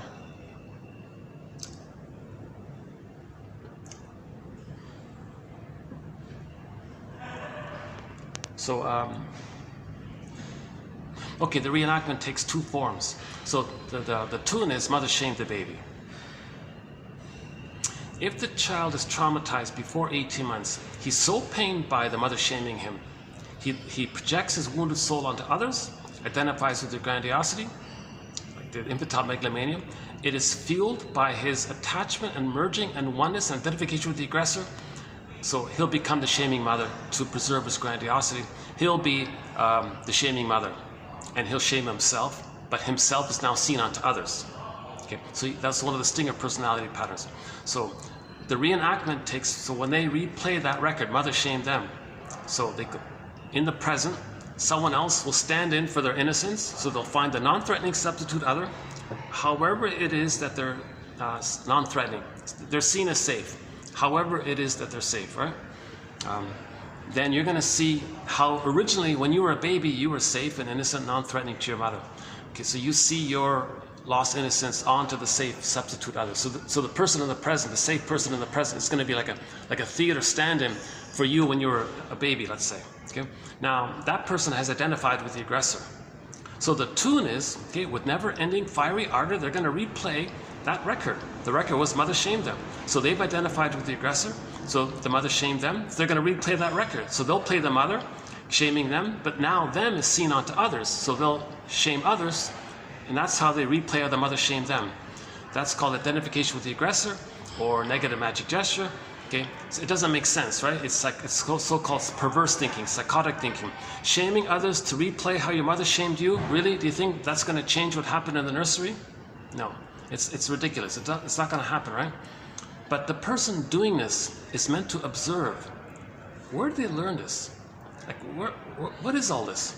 It's a mirror. It's a communication from the unconscious, okay, to know how the mother shamed them. So when they shame others, they know how the mother treated them. The way they're treating others, that's for them to know that that's how the mother treated them. In an overly simplified nutshell. That's the basic gist of it, right? Oh, the umbrellas are out. Okay, yeah, we're gonna get some. Yeah, all the umbrellas are out. Yeah.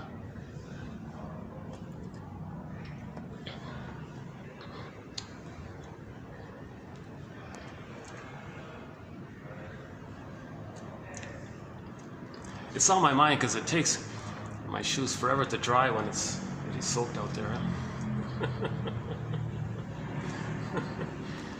I bought these so-called waterproof shoes, but they don't work too well. See, a lot of people wear these, like these little, kind of like beach sandals kind of thing. Maybe that's the way to...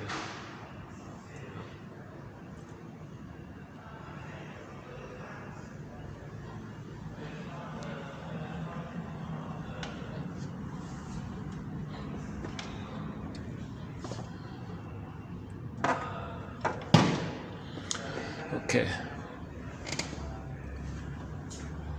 Maybe, you know, that chair is tough. That chair is hard on my back here. Let me switch it up a bit here.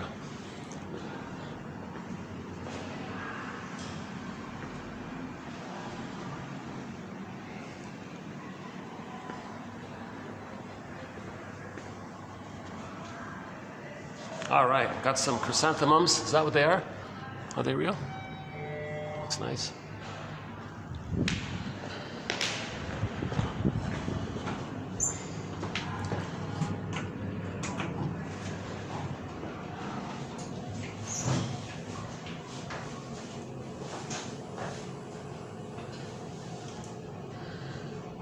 Maybe I should bring my own chair, huh? How are we doing here? Okay, it's better here, yeah. Okay, let me stand here for a bit then. Oh my god!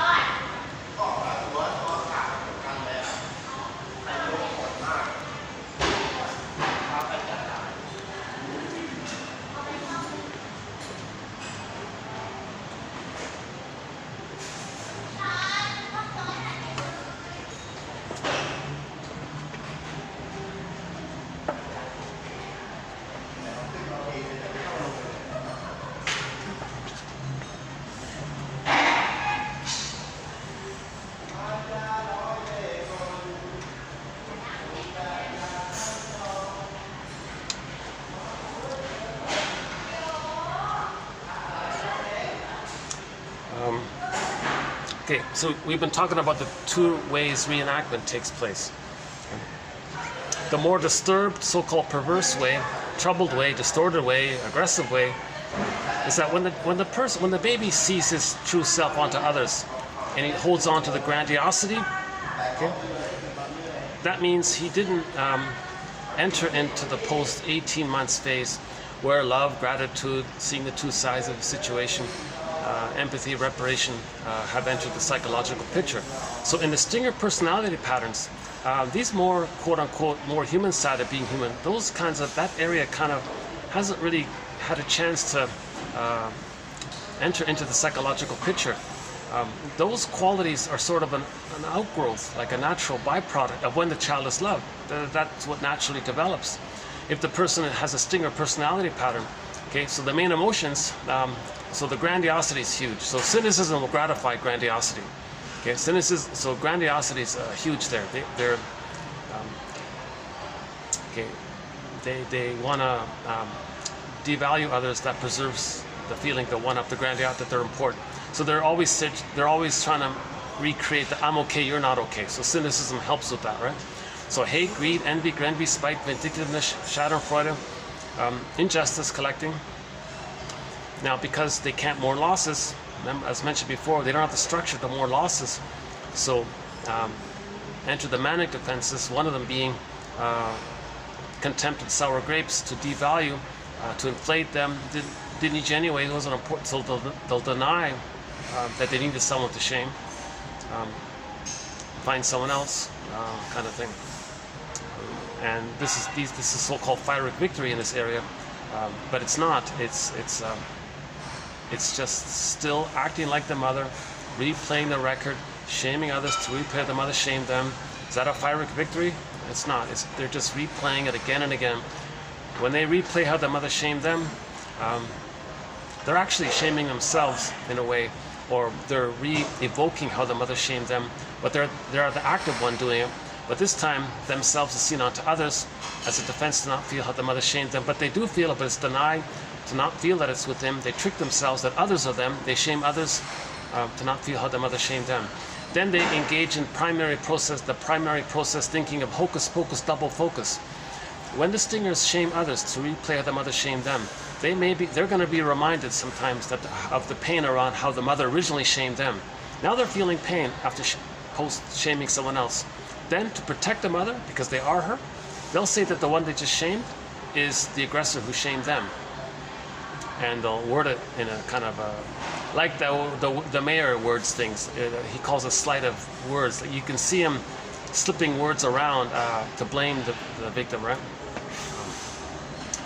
So in hocus pocus, the fusion is still there. So they act like the aggressor and say the one they victimize is the aggressor who victimized them, because when they aggress towards others, they're reminded of how the mother aggressed to them, but they want to protect the mother because they become her. So they say that when they feel badly of shaming others, they're going to say that the shaming mother hurt them, to flip it to account for how the mother hurt them, but to protect her. This is an interesting point about doublethink. Okay, the source of doublethink is that the self and the aggressive mother are one, so they can flip it around easily. Primary process thinking, auto hypnosis, hocus pocus, double hypnosis. That's why a lot of people with the bully pattern, they'll say that the one they just hurt is the aggressor who just hurt them. They talk like they're the victim, and they deny, like they're splitting. I don't know what you're talking about. They hurt me. They deny that they hurt the other one, because they're protecting the mother who hurt them. They got to see the aggressive mother onto others because they become the aggressive mother. So that's so-called perverse thinking, or the psychotic part of the mind taking over. So this is called primary process thinking. Trauma that early on, when the baby's traumatized, babies have primary process thinking. It's Alice in Wonderland in there. Now remember the cat in Alice in Wonderland? All that thinking in the primary process unconscious world, the cat said it's all mad. It's mad. Like there's no conscious secondary process reasoning there. It's just flipping, displacement, like the dream world. No time. Like when you get a dream, you wake up in the morning, you remember like a dream fragment. Oh, something from childhood blended in with something you saw on TV last night. Because there's no time. In the unconscious, there's no time. So, and then feelings towards one can be displaced onto another, and they sort of they're like the symbol for the original. So there's symbolization, there's displacement, there's condensation, there's timeless. So it's a different kind of world than the Alice in Wonderland kind of world, the unconscious world, right? So myths and fairy tales are the psychology. They're the mirrors of that world. Myths and fairy tales are psychological mirrors for this other world. So we live in two worlds. We live in two worlds. Yeah, I'm going to talk about the 1957 film, the musical family film called The Pied Piper of Hamelin. The guy who played the Pied Piper, representing like the expression of the unconscious. Like he's like the trickster of the unconscious, like the Hermes kind of character. Like he's like a communication of what's going on in the unconscious. He's a representative of the unconscious forces. Okay, so the Pied Piper is a representative of the unconscious forces. Now the actor who played the guy who played that character, simultaneously that same actor played the ordinary world. What's his name? Truco or something. It's very good that they did that. That the same actor played the two, the conscious world and the unconscious world, because we live in two worlds. That character doing that makes that point that we live in two worlds. We live in the conscious world, our interpersonal, mundane, present, real world. Here, I'm here, right? I can see this. We have our present interpersonal world, right? I'm in a lobby here near the elevator by the restaurant, and we have our unconscious world. Okay, so that point that we live in two worlds, our unconscious world and our conscious world, that point was made, I think, by having the same actor play the Pied Piper, meaning a spokesperson for the unconscious world, a representative or personification of the forces of the unconscious, okay? And that actor played the mundane world, right? the regular interpersonal world. So we live in two worlds, our conscious self and the unconscious self. And the idea is that's an important point, that we live in these two worlds. We've got to be aware of this. And if we're not aware of it, then the unconscious world is going to get angry. So the Pied Piper was angry Then the phrase came in. You didn't pay the pipe. You got to pay the pipe. You didn't pay the piper, kind of thing. Means you ignored your inner life.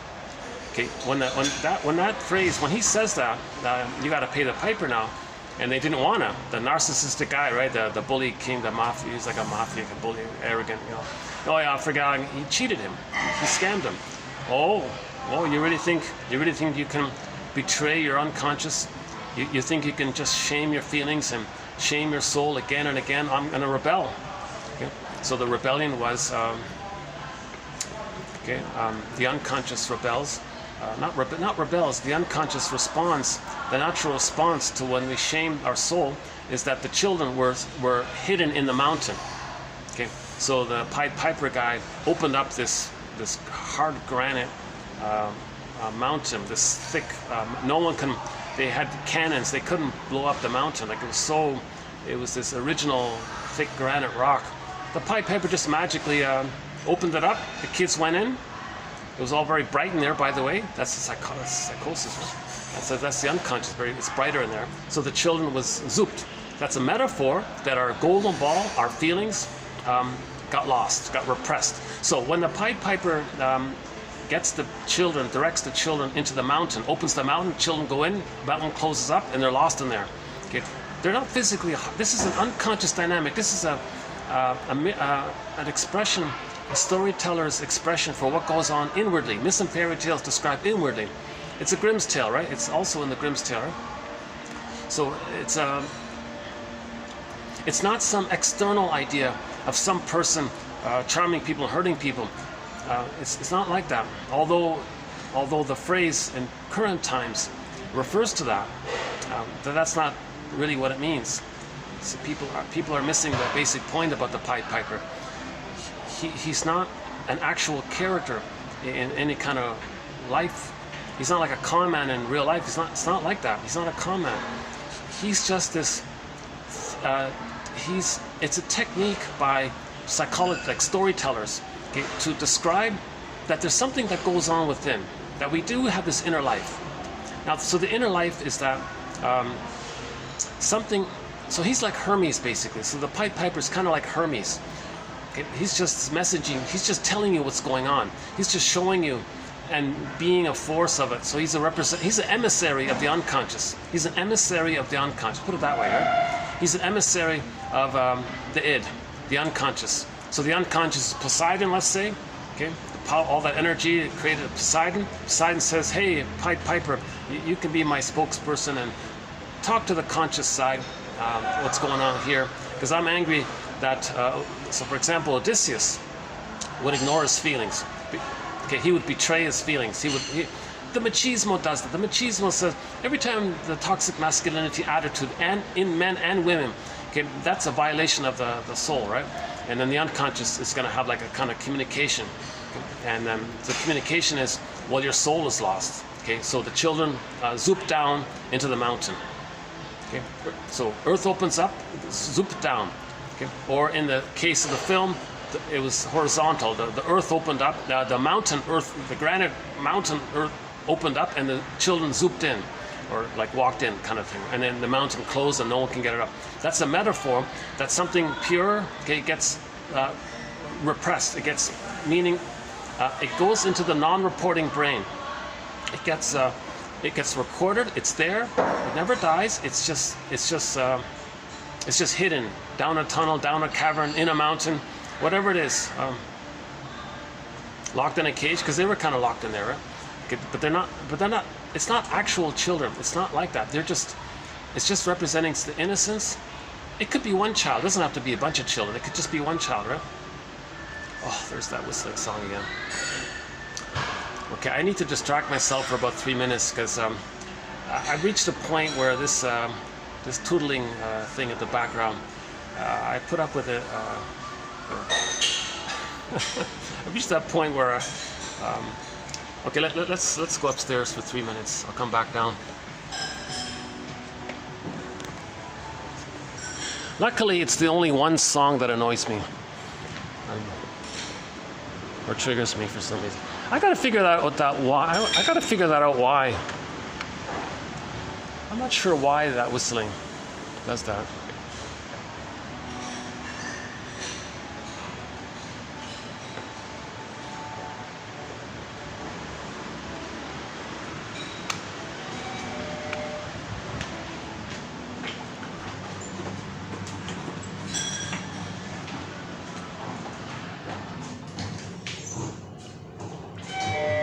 Oops.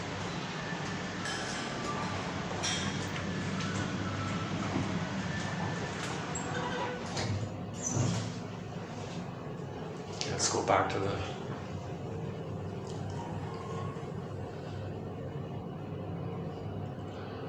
Okay, a little luck today. I got the 2 floors. Actually, I'm kind of curious. Let's see. Hang on a sec. Let's try. Maybe they're finished on the 4th floor. Let's see.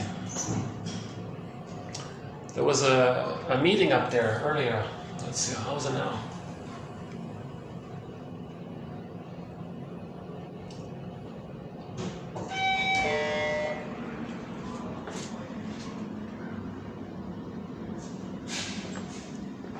Aha. Let's see. Still going on? Okay. Okay, they're doing something. All right, never mind. Yeah, it's actually, I like it up here. This is that's a good spot right there. All right, it's okay.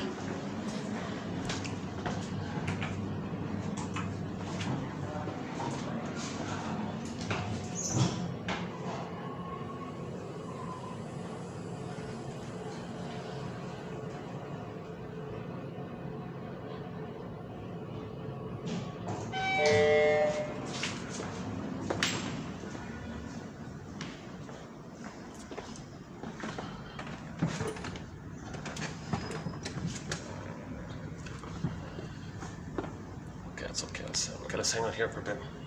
Yeah, it's okay here. Okay, let's finish up with the record and we'll go back to the Piper story. So again, the Pied Piper character is a metaphor of the processes in the unconscious. Okay? Right? So the bully king, the crude manipulative, lying, sociopathic king there, or mayor, or whatever. Okay, so his soul was very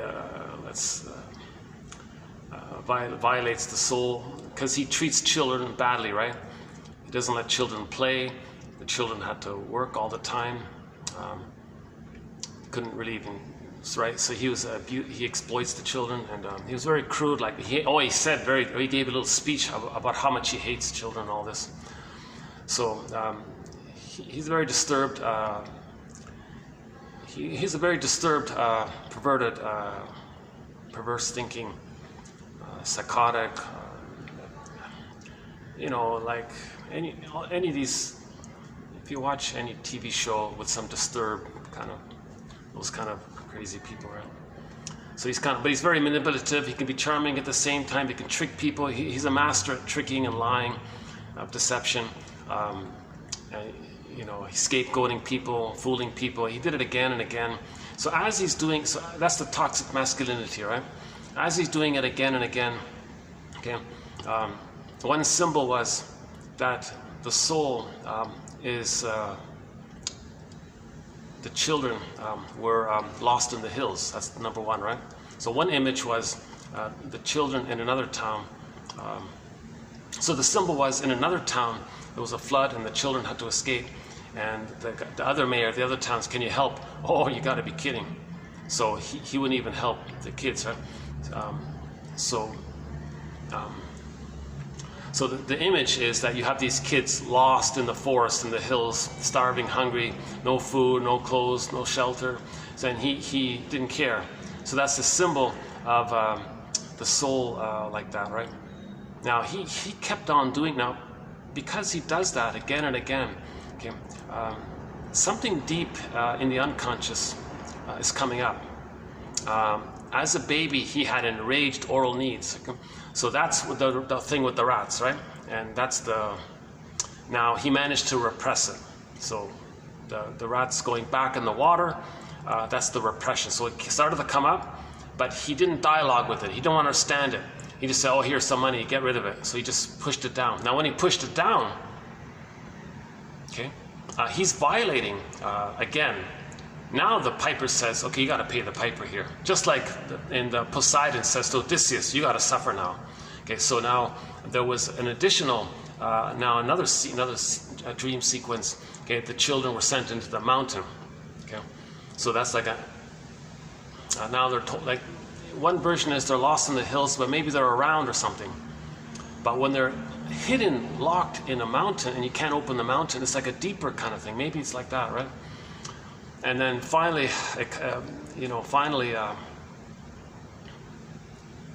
someone comes to their senses, and you see, and then turns things around, and things get better, because the message was, we got to grieve the loss.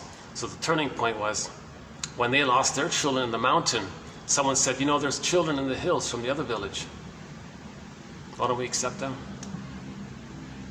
And when that symbolized means accept your lost feelings, accept your lost innocence. So they lost their feelings, they lost their innocence, and the trickster character said in there, they said, you know, dear parents, you lost your children, but your children lost you. They lost you, so, and you lost it. So now they had this whole awakening of feelings. So the turning point was they recognized that there is such a thing as feelings. They recognized that such thing as an inner life. They recognize that life is not just about prestige, money. And yeah, again, he said, the guy, Truco, the conscious side of the Piper character. He said, you know, what is it? You get all this gold, but you lose your soul? Really? Is it worth?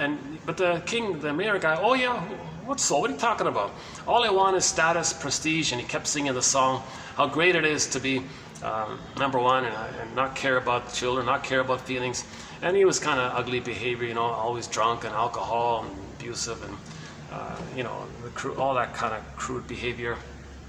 There was nothing about you know, morality or ethics or treating people as okay. So it was a medieval story, right? As well. But the storytellers, you know, they take elements from what's around them to make their stories.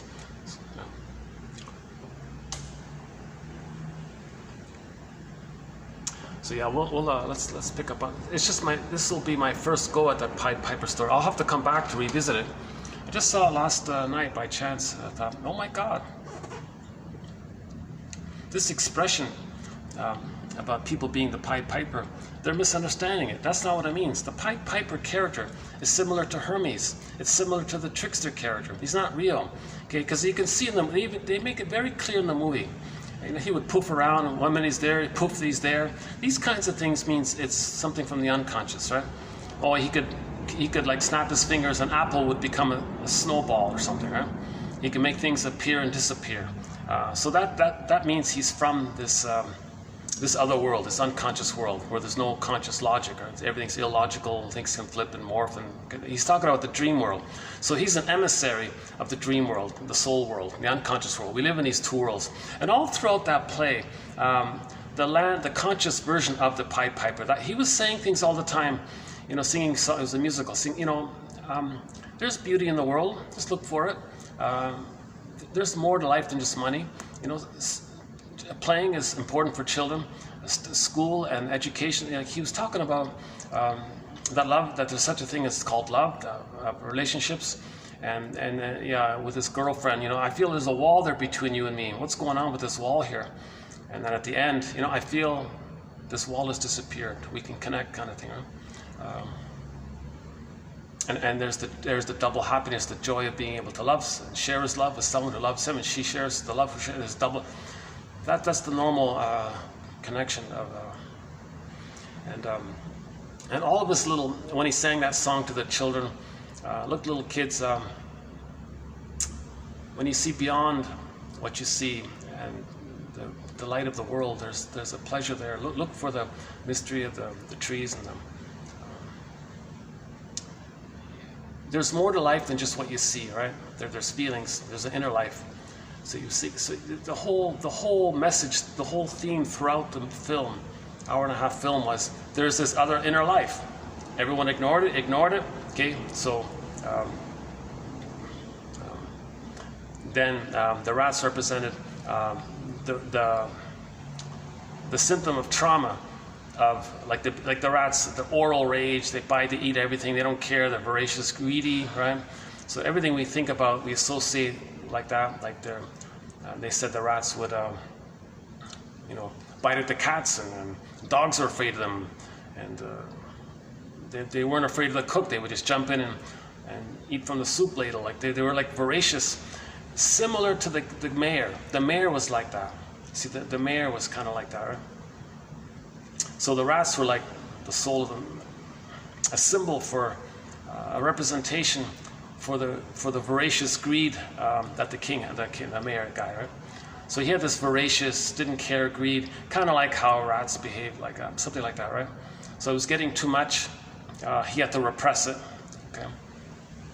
So he was able to repress it, but he kept in other words, he keeps repressing things.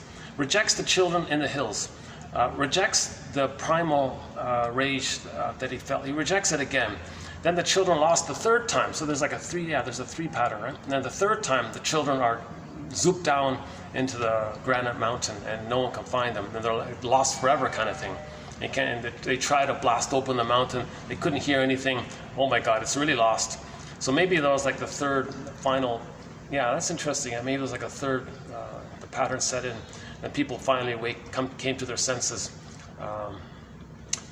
that they got to grieve. So now the message was at the end of the story, we got to grieve. So they did this kind of prayer thing. Let us pray. Let us grieve the loss. Let us admit that we failed the children and we lost the children. It means we failed ourselves. We betrayed ourselves. Okay, children are betrayed. Okay, they grew up. They betray themselves. Okay, the representative for this is that cruel mayor guy, and now he cheats, lies, rips the people off. It's funny because he thought he could fool the Pied Piper. Arrogance, the arrogance of the narcissistic pattern is that they could cheat the unconscious. Really? You think Odysseus can fool Poseidon? Right? If you go to the Odyssey, I'm talking about the TV series, The Odyssey, starring Amanda Sante. There was a scene there between Odysseus, the guy, the narcissistic guy, the He-Man, right? The toxic masculinity, okay, selfish, don't care about others, money, fame. It's just, and then Poseidon, this big, powerful voice. Do you really think at that point, Odysseus thinks, oh, I can fool this ocean? He recognized that was the turning point, that he said, okay, I gotta figure out what's going on in the unconscious. So he went into the hell scene, symbol for the unconscious, how he felt shame, okay, rage and shame, fiery scenes. Okay, he saw how he was like Sisyphus, because when Odysseus went into the underworld, symbol for facing your shame and what happened, your memories of what happened. Okay, then he looked into Sisyphus's face. He saw that was his face. Okay, he saw Agamemnon, who betrays feelings. He saw his mother, who betrayed his feelings. So he's making these kind of links, okay, and he wants to find himself. So he's going through the grieving process. Okay, the truth will upset you free. Okay, tomorrow, the next video, Grotstein. We're hungry for the truth. The psyche needs truth the way the body needs food. Like, we're hungry for the truth. The truth will upset you free. The greatest hurt of all.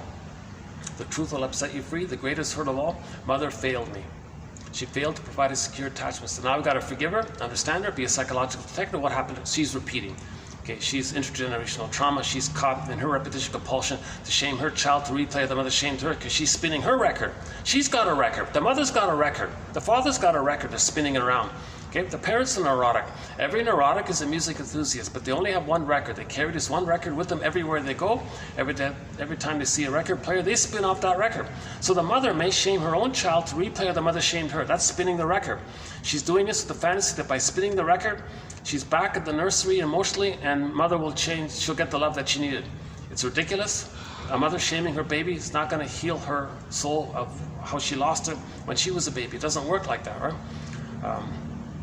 So that's part of forgiving the parents, because they have their record. So find out your parents' repetition compulsion. What are they repeating? Are they more in the stinger category, or are they more in the clinger category? Interesting. Okay, so back to the two reenactment. Yeah, I'm getting heavy here. Okay, let's back up. So as I'm speaking, I can enjoy this sort of relaxing rain here.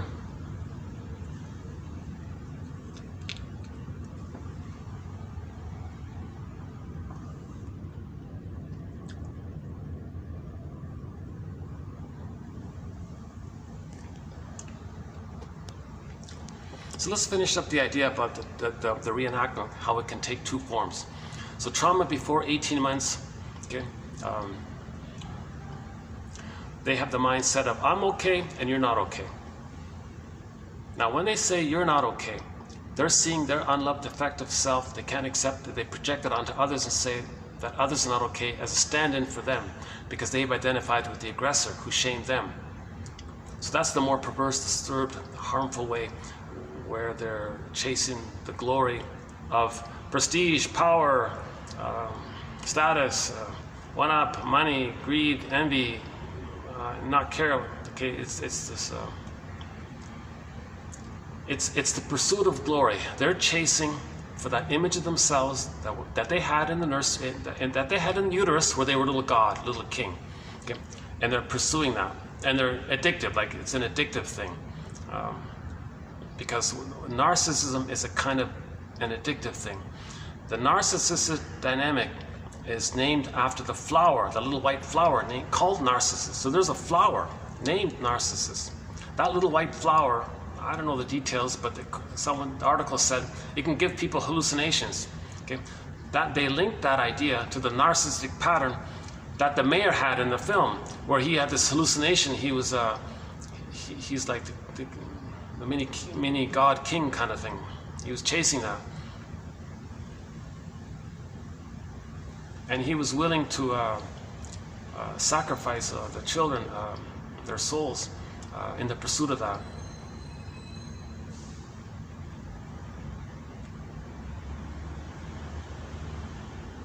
And finally, at the end, when they were angry finally at the very end, when they were angry at the mayor, he tried to spin it and say, "Oh, it's not me who lost the children. It's that guy who looks like the Pied Piper. He looks like the Pied Piper." See, by the way, they had to make a point of that. A lot of people would say, "Hey, you look like the Pied Piper guy. You look like him," because at first you might not recognize it's the same actor. So they wanted the viewer to know it's the same actor to make the link, because we live in two worlds. So yeah, that guy there, what's his name, Truco or something. It's his fault. Blame him. So he tried to scapegoat. What is it? To deal with the. I think I have it on the computer. He said, "How are you gonna?" They asked him, "Well, how are you gonna deal with the town is angry at you now because the children are gone, right?" "Oh well, we'll scapegoat somebody. It's the usual way. I'll just twist it around, do wordplay, sleight of trickery in his wording, and he'll divert their hate to the scapegoat." So they wanted to scapegoat Truco. That's his name, right? Truco. And he tried, and he spoke up. "Really? You think scapegoating me is going to bring the children back?" And then just dialogue back and forth. So finally, a turning point came. It didn't work. His tricks didn't work. His tricks wore out. His lies wore out. People got fed up with the lies. That's similar to how at midlife we may get fed up with our self-deception, our excuses, our lies, betraying our feelings, betraying ourselves. We may get fed up with this, just like how they got fed up in that town, and then they demoted the mayor. They stripped the whole town ganged up to strip him of his title, and they made Truco the true mayor.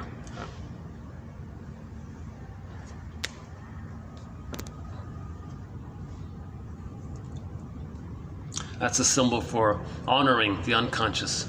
as well, right?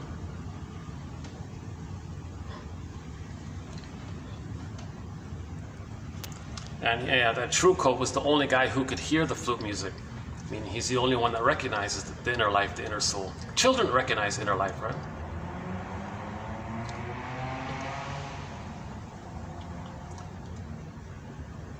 Okay, the reenactment takes two forms. Oh, this is great. It was nice and quiet here, finally.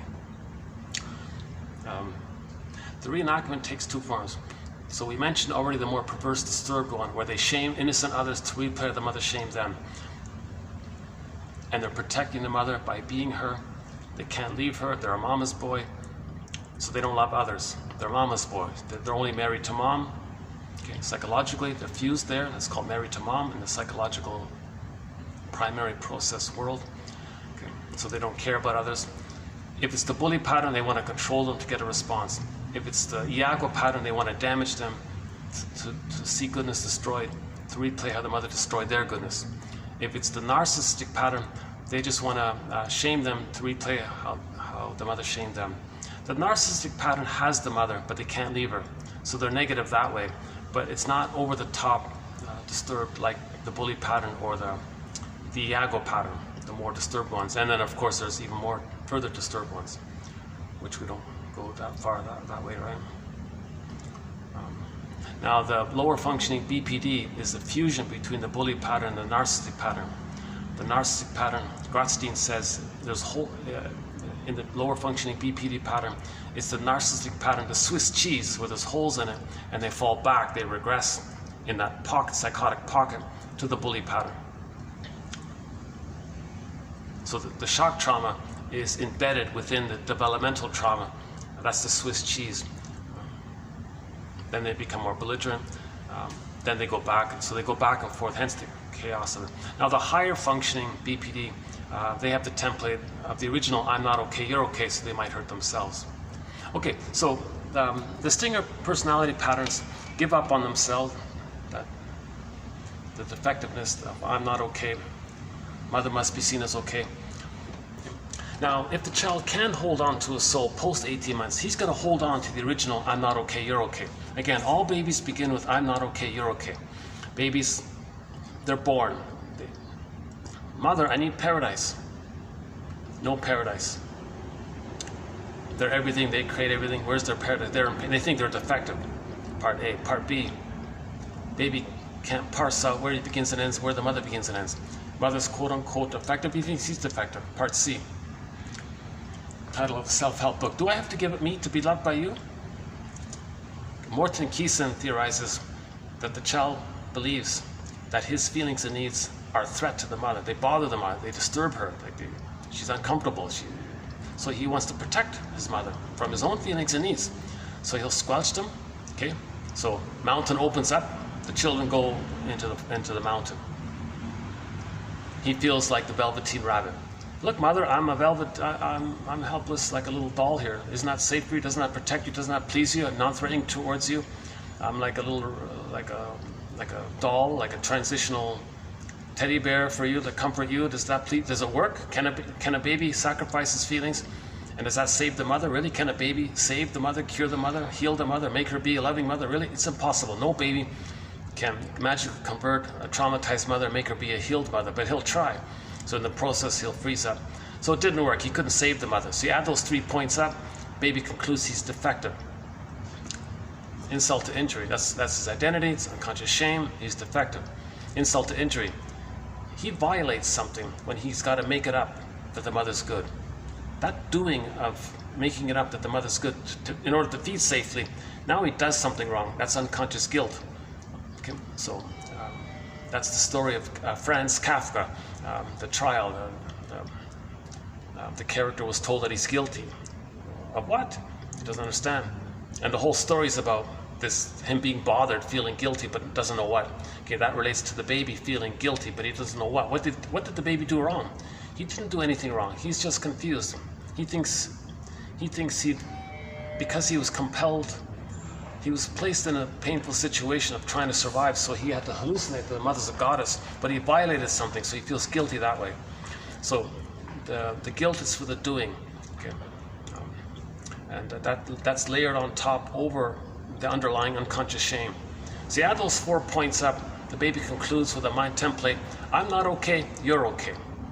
Again, mother must be seen as okay, so the template is I'm not okay, you're okay. That's normal. That's all babies may begin with that in the beginning. It's just meant to be brief. It's supposed to get sorted out. By age 3, I'm okay, you're okay. But the stinger personality patterns, they did a very drastic thing. The mother maintained the negativity, the shaming, the misattunement, the malattunement, the rough handling, using the baby to meet her needs, the baby's shame.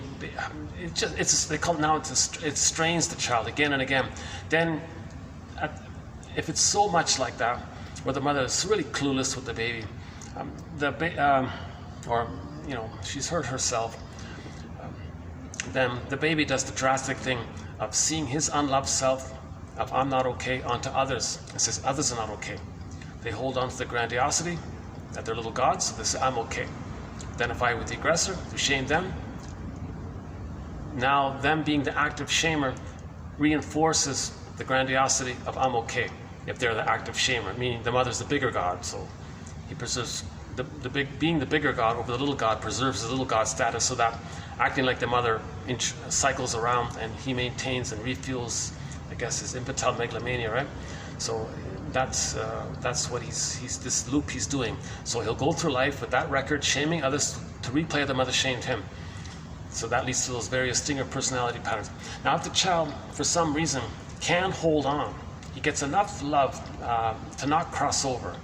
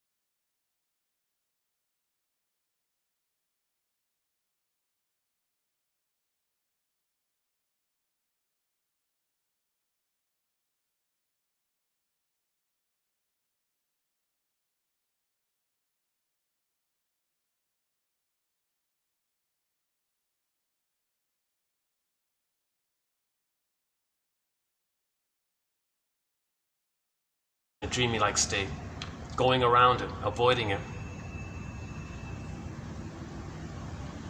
Now, with consciousness, one can get back into themselves bone by bone. It's Emily Dickinson's poem, a very good poem. Another one, A Great Hope Fell. A great hope fell. Baby had a great hope for his mother. Baby had a great hope to bond to his mother. A great hope fell. You heard no noise. The wreckage was within. O cunning tale that let no witness in. No witness. And so another feature of trauma is the Wizard of Oz. The scarecrow, the knowledge, is often one place. The loss of the heart, the Tin Man, often another place. The two being like that means the person feels disembodied, hence the cowardly lion in another place. Now Dorothy's the part of the mind that's trying to realign it all. Mind, heart, body, get it all back in line. Okay, so we got to be like Dorothy, okay, and realign ourselves, get our thoughts to our body and our feelings.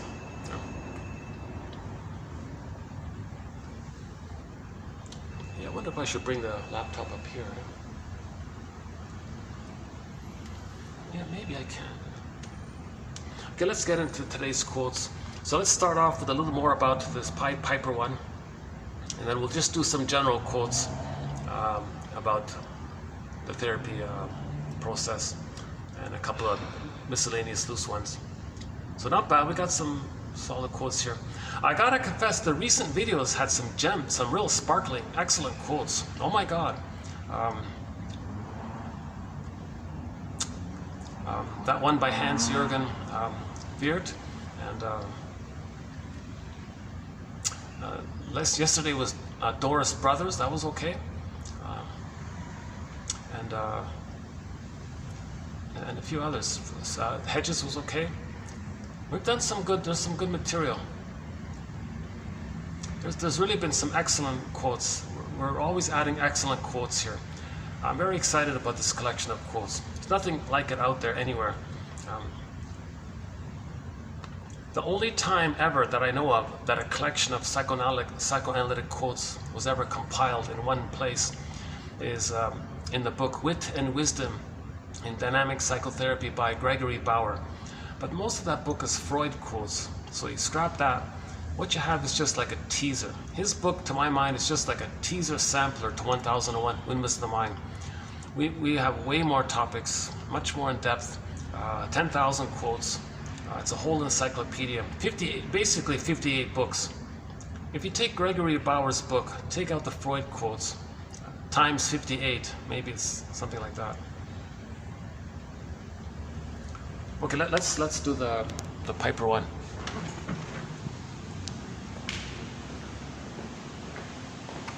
Yeah, maybe I'll bring it up here, yeah. Oh, there's the blank one, yeah.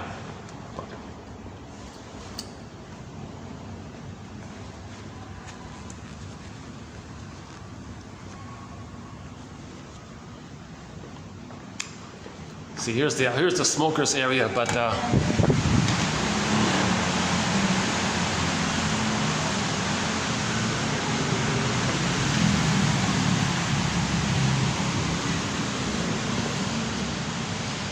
that's not too bad, yeah.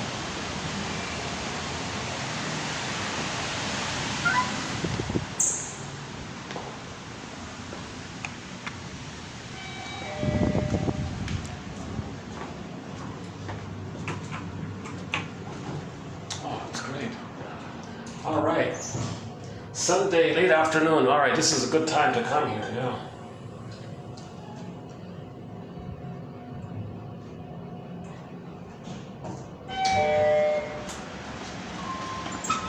All right. Okay, good. So let's do our quotes today.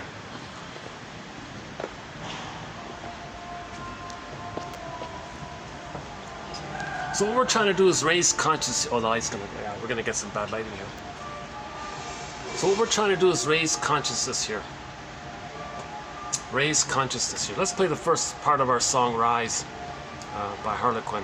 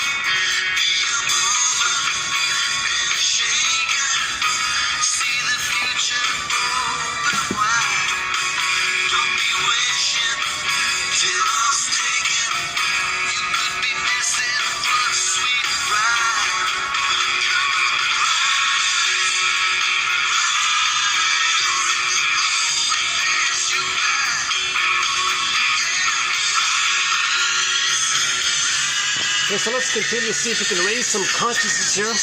Trying to raise consciousness here. We got to know ourselves. We got to get to know ourselves.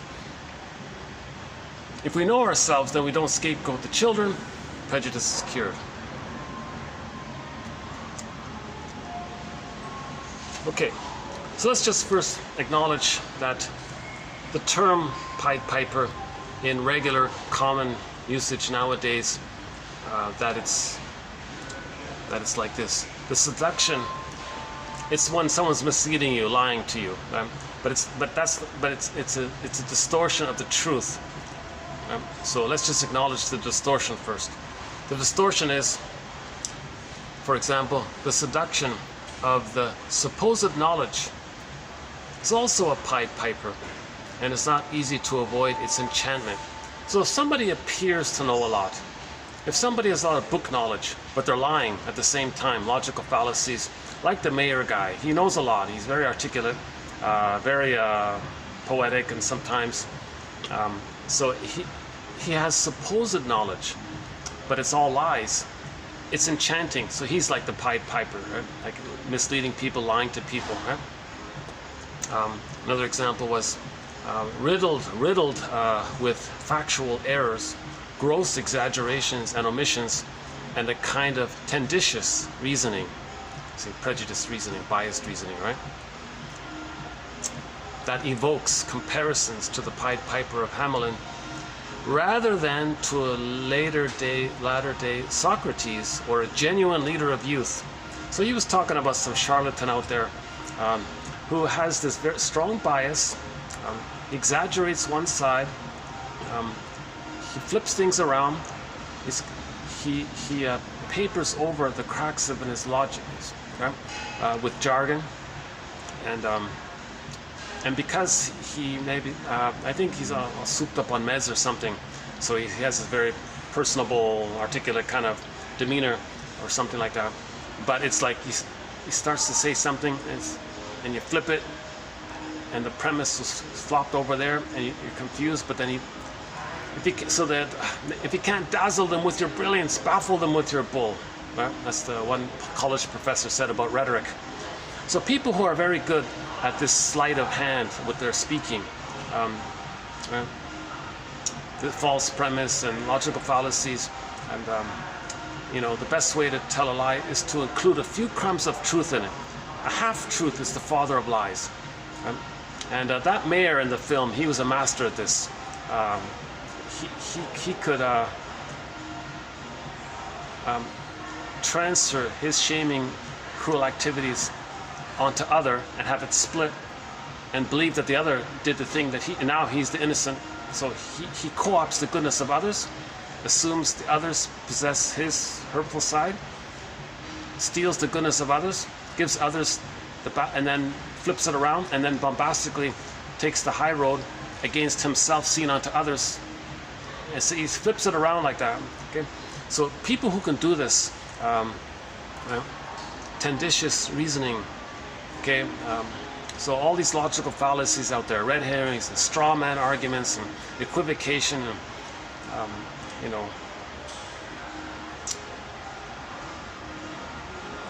like the false premise thing, and riddled with factual errors, gross exaggerations, and appealing to your emotions all the time. A kind of tendentious reasoning that evokes comparisons to the Pied Piper rather than to a latter-day Socrates. So that the speaker wasn't trying to encourage critical thinking, put it that way. Okay, this guy he's referring to wasn't trying to teach critical thinking. He was just doing this propaganda, basically, this emotional propaganda thing. And he was misleading the youth. And a lot of youth are kind of drawn to this Pied Piper kind of guy, right? So in popular culture, the Pied Piper has a negative association. Okay? But the truth of that phrase, if we think about it from mythology and myths and fairy tale, it doesn't mean that at all. So there's a complete gap there. Okay? Well, a third example here was, there is then the question of what to do with latent hostility, ready to respond to any Pied Piper. So if people are frustrated, then someone can come up and say, oh, well, we can scapegoat so-and-so. You'll feel better. Get your anger out, right? So Okay, so a lot of demagogues and all these liars and all people, right? Okay, so let's keep that as that's an acknowledgement of the current modern day usage of the term Pied Piper. Just someone, a con man who's misleading you and tricks you, and a lot of people are persuaded by their emotions, but they're lying. There's sleight of hand in their vocabulary, and they use a lot of glittering generalities, you know, and people get tired, but they want to say something narcissistic to appeal to your unresolved narcissism. So they want to elicit your admiration. Hence they're on meds to look a little kind of, you know, like it's a pseudo adulthood, it's a pseudo strength. You take away those meds, oh, they're shriveling, you know, they might even be like more dysfunctional than someone who's a clinger, who's openly a little nervous or something, right?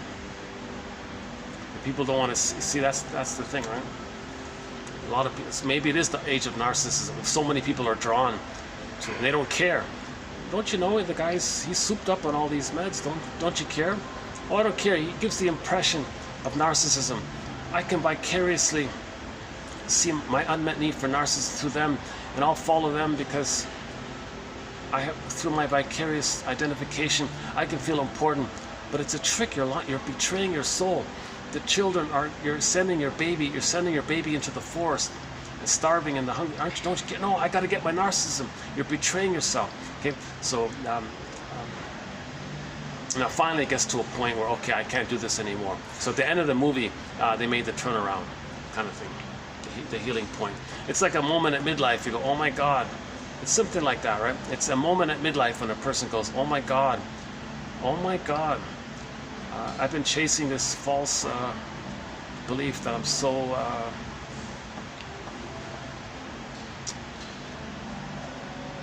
So in the film, so I'm talking about the '57 film, the musical comedy family film.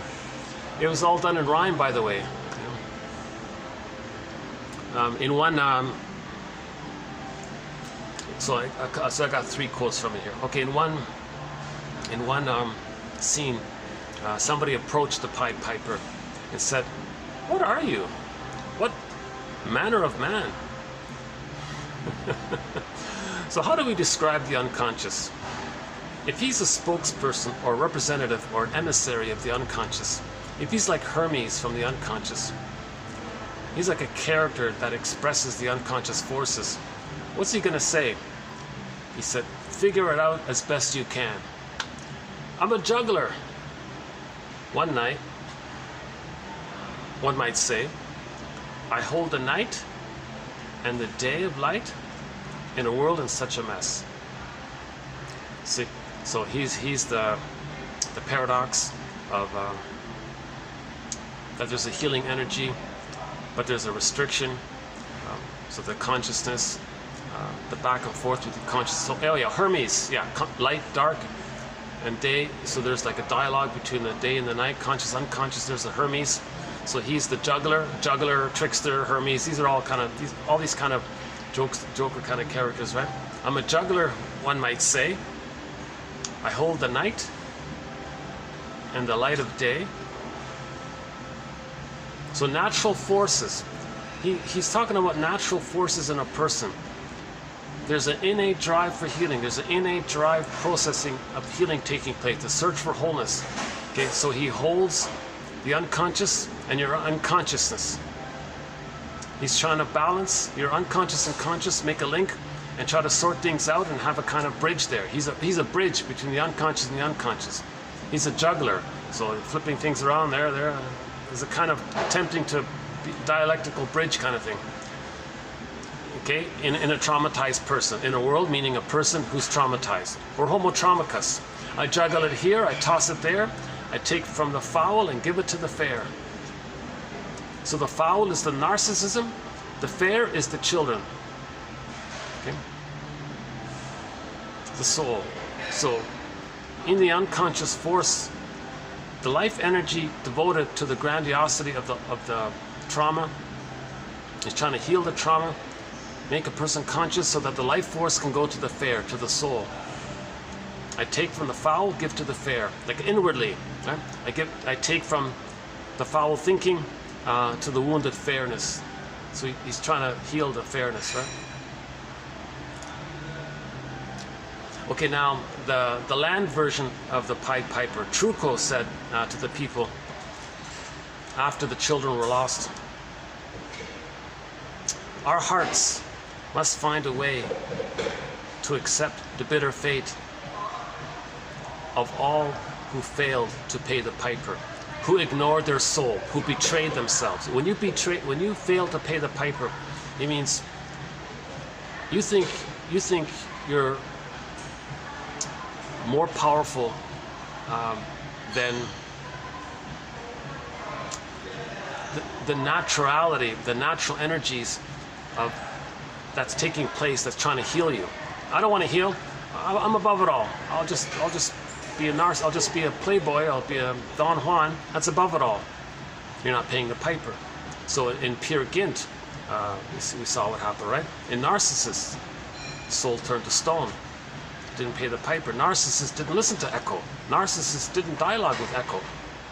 Okay, the people in the villagers in that town didn't dialogue with him properly. They didn't listen to him. Actually, the people, represented by the mayor, betrayed the piper. The mayor promised to pay a fee for that. He said, "Oh, you owe us." The mayor actually tried to flip it and say, "We don't owe you. You owe us. You got to pay us money." "Oh, you're really trying to do this? Oh, I really gotta. Oh boy, you're really a piece of work. Like you're really really abused. We gotta turn this around somehow." So the juggler, he's got to really juggle, do a lot of juggling, to move things around, juggling, moving like a spinning. Okay, windmills of the mind, juggling, windmills of the mind. Things got to turn here.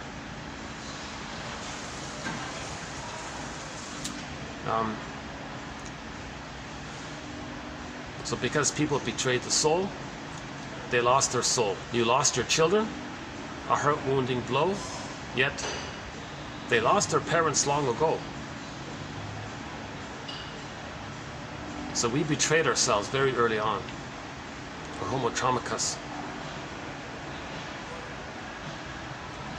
And here's an example of the corrupt mayor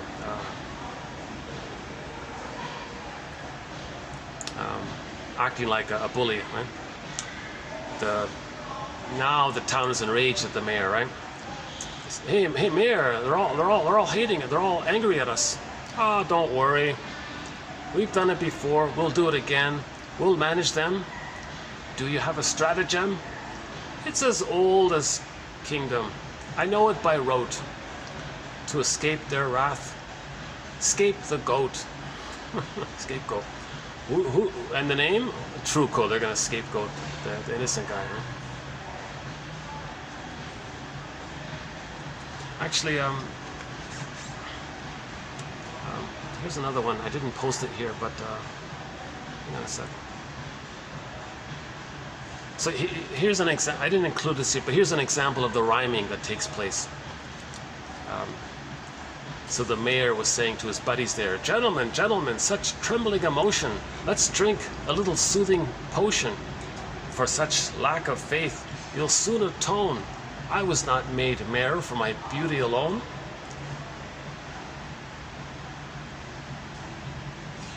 Let's see what else was. I've got part of the transcript here. Let's see.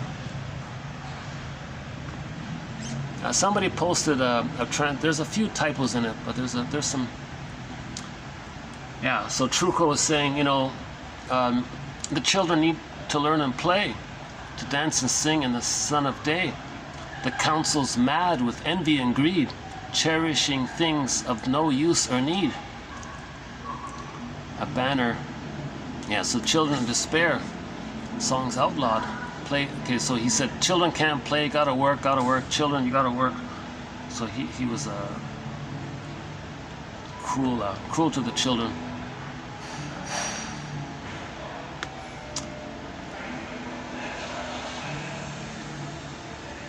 Oh yeah, here's when Truco was talking to his girlfriend. Are you here with me? Because So the girlfriend had some doubts at one point. And the girlfriend was saying, no, you gotta obey the bully. And he said, well, enough of this, right? He said, how many times have I turned from their crimes because you feared to anger him? Each silence brought a harsher measure. Now not a minute is left for play. Someone in Hamelin must protest. Arouse the people, force a test of who is strongest, what is right. He in the council has the power. Yeah, but would you ask me not to fight? Deprive me of my sight? To see the world through but one eye? Half the truth, half the lie? It would be as if you say, love me every other day. Would you have my heart in part? How can I tell? How can I convey what's deep inside? Will I find a way when you're near?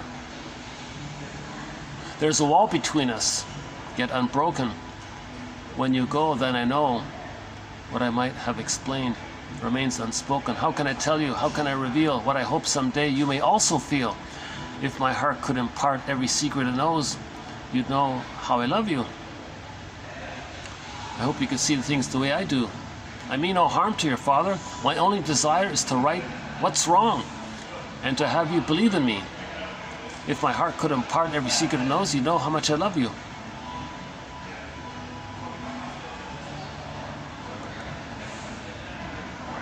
Oh yeah, and later on, the mayor was saying, remember, those who listen, smiling and wise, are never taken by surprise. You know? So there's some good rhymes in here. I didn't pluck them out.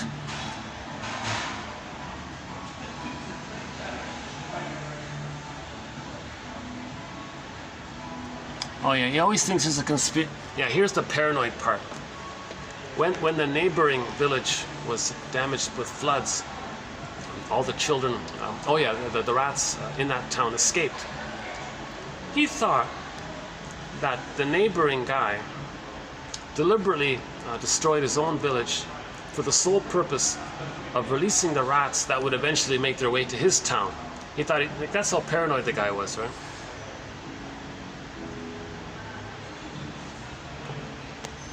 Like how narcissistic and lack of empathy, lack of feeling. He thought everything was about him. No time wasted for children in schooling and fooling, nor women with their chatting and their tatting. No loss of the minutes any manner, if we're to win the good king's banner. I protest, I protest. Yeah. So this was all about the prestige. The mayor wanted the banner, like a banner from the king. Oh, if this town wins a prize, wins a banner. So all of this just for like a little symbol of status or something. You're selling your souls in the shoddiest manner. For you're blinded by You robbed the children of learning, laughter, and play, and darkened their lives in the sun of day. You mock your neighbor in his hour of need, blinded by arrogance, bloated with greed. You're selling your souls in the shoddiest manner. For a worthless rag, a king calls a banner.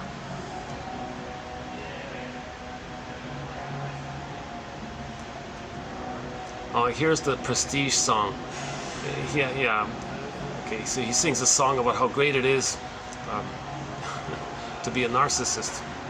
The narcissistic glory, the search for glory. So he has the search for glory, the Peer Gynt idea, search for glory.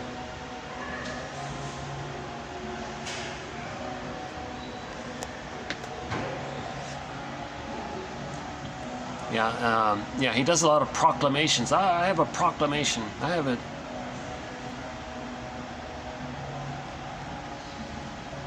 Okay, and the song about the rats. Okay. What else?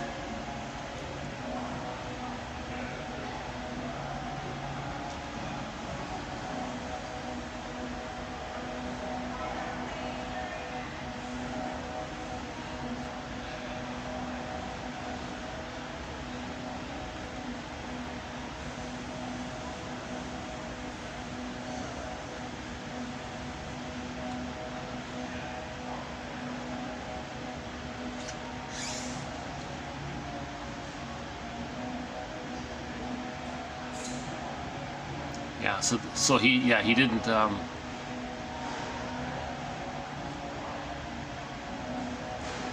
This is the part when he tried to rip off. Oh, here's the song about the Pied Piper was singing to the children.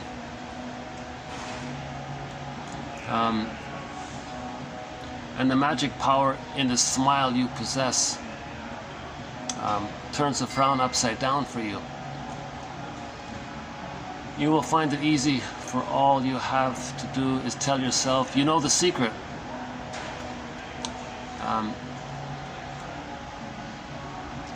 Okay, so there is healing forces within. There is an inner life.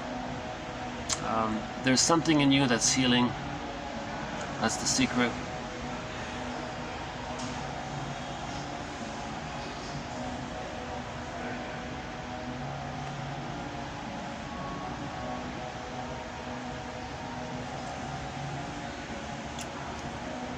Oh yeah. And here was the thing about the plunder system, putting people. If someone was helped him, then he turned it and say, "Oh, you're in debt to us." He doesn't want to be in debt to anyone. If someone helped him, he flips it and says, "You're in debt to me." So he turned it around. Right? So that's when he said, "Oh boy, the Pied Piper really has to come up with a new tune for this guy." Like he really had, because the mayor was so arrogant, he thought he could. He's above the laws of nature, kind of. He's above it all, right? That's the thing with narcissism. They think they're little gods. So in other words, if somebody keeps thinking they're a little god, it's going to somehow catch up in some way. Right? So the rat's coming up, then he pushed it down, and then he didn't want to. That's just repression. And then you see, he didn't dialogue with the primal, that raw, archaic, primal greed. He didn't want to face all that, right? He just repressed it. So he keeps repressing again and again. Yeah. So there were three images of repression: children lost in the hills. Okay. The repression of the babyhood greed and rage and all that. Those mice can be like a hungry wolf or something. He doesn't want to recognize that, so he wants to keep acting it but not recognize it. So in other words, they call it shadow work. He wants to deny the shadow. Okay, another way of saying this: we all have a shadow side. We all have an unconscious self, a secret self, a second self, a double self. It's the one who walks with us, who's not like us, who is us. Someone's living my life and I know nothing about him. This whole story is about the recognition that there is such a thing as an unconscious, right? So this is Robert Bly's metaphor of the bag. By the age of 5, so much of who we are gets put into this bag. We don't see it, we drag it behind us, hence it's called the shadow self. Symbol for the non-reporting brain, because we don't know what's unconscious. Okay? And then we spend the rest of our lives trying to get back what we put in. Now all that we put in, there's a lot of energy in there. And if we were to create a character, to personify our lost traits, that's the double self, the secret self, etc. Okay? All of the energy is the id, and it's trying to find a bridge between our conscious and the unconscious. So Hermes and the Pied Piper, that's like that bridge, telling us, showing us, teaching us, explaining to us, trying to make us aware through the land version of the Pied Piper, Truco, the back and forth. Okay, so we need to have some kind of dialogue with ourselves. Okay, this is seen in the Phantom of the Opera, right? The singer goes into the basement. Okay, the basement is the unconscious symbol. Okay, the scary dude is just her double self, a character, a fantasized imagining a character to represent her disowned traits of pain, shame, and rage. So she would dialogue with the scary dude with the mask. Okay, that guy. Then she would accept what she saw. Then she had more of herself. She made better sense. She was a better singer. When you have more of the self, you have more sense, you have more connection to yourself. That's why she was a better singer. Crystal Wilson says, if you feel disembodied like that, you don't make sense. So to make sense, you got to dialogue and recognize that there is a lost us. There is a lost us. That's the healing journey. We got to find this lost us, symbolized by the children in the mountain, children in the forest, etc. And even in even those elements of that deep down, there was this unmet need on the baby. See, when babies are removed, they're very enraged. So maybe the symbol is the hungry wolf, or all those, I guess all those rats it can be a bundled up image of a hungry wolf or something.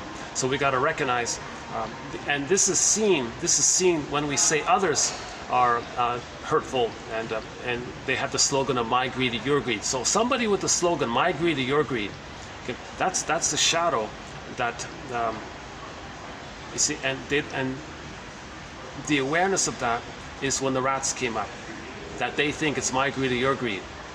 Okay? So the baby's nursing. Okay? He's enraged. His unmet need ultimately ended up with the fantasy of a devouring greed, oral greed. Those traits, he can't possess it. So he projects it onto the mother, says the mother's a hungry wolf that wants to eat him, or this enraged, naughty, or gnawing rat, right? Or a hungry wolf, just to stick with the wolf, right? And then, so he identifies with the aggressor and says, well, I identify with the aggressor, or I be a victim of the mother abusing me. So it's eat or be eaten. Okay? So people with the slogan in life, like that mayor guy, it's my greed or your greed. Okay? Either I cheat you or you cheat me. It's my envy or your envy. It's either me or you. So he has this binary, traumatized brain thing of like some traumatized caveman a million years ago. Like it's a traumatized brain thing. We're homo traumicus. You see, this cruelty in the Middle Ages, you see, that's just, so maybe we are,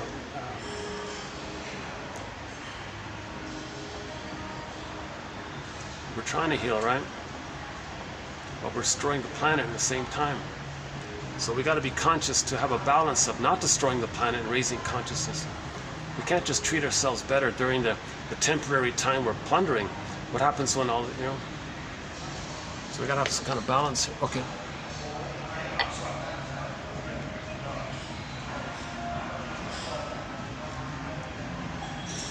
Yeah, and the king doesn't respect the daughter's wishes and all this.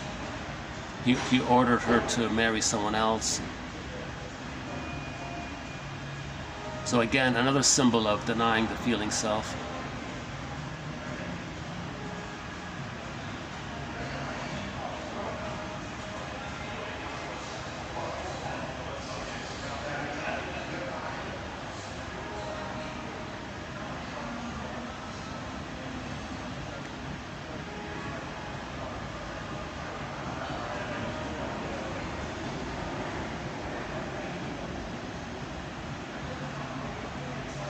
And that song at the end, see, at the end of the story, finally, she understood it. Right? So, no.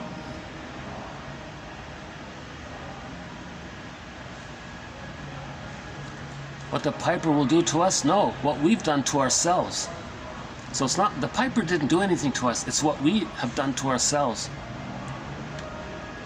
I'm afraid of music I can't hear. Yeah. See, that's we're disconnected from the unconscious. See, the music is like, meaning the emotions, the unconscious.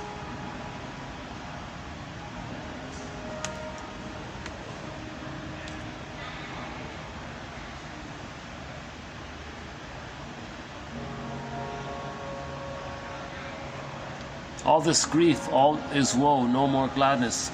Will my heart know? Sorrow dark fills the day, all the night has been shut away, only doom lies ahead, only gloom and the tears will shed. Here they stepped, laughed and wept, danced and crept, prayed and slept. Now their games, all will cease, toys and dolls will rest in peace, ray of hope now won't gleam, life is only an empty dream. Where's my son? This mountain is solid granite. So they couldn't, they tried to blast open the mountain, they couldn't.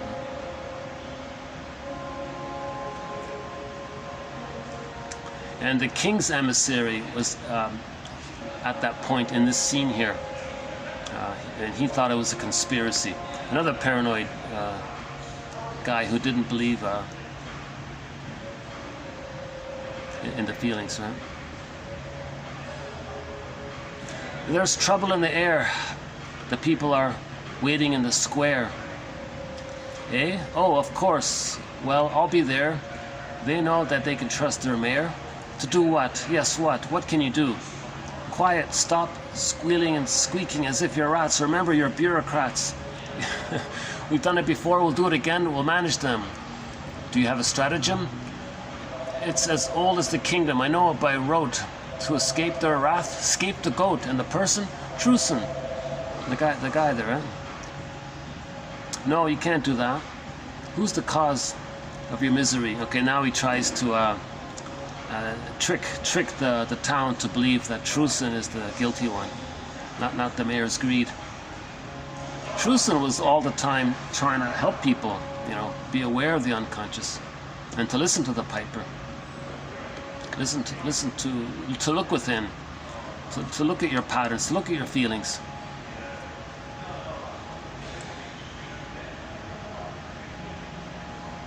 All right, so that's okay.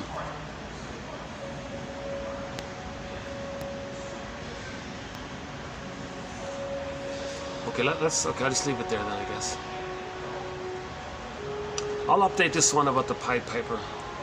So again, that character is just a fantasized personification, a symbol to represent unconscious, the forces of the unconscious. It's like Hermes sending us a message.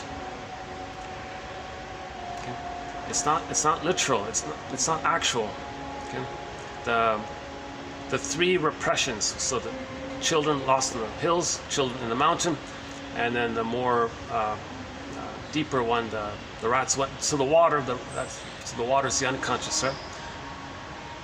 The rats went down in the water again for the unconscious.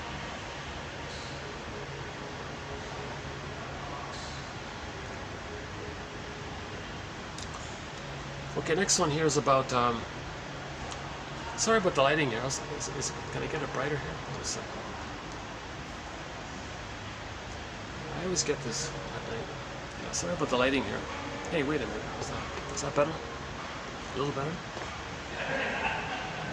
It's a little better, right? What's this?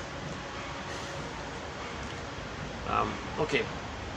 So here, the next four come from two authors.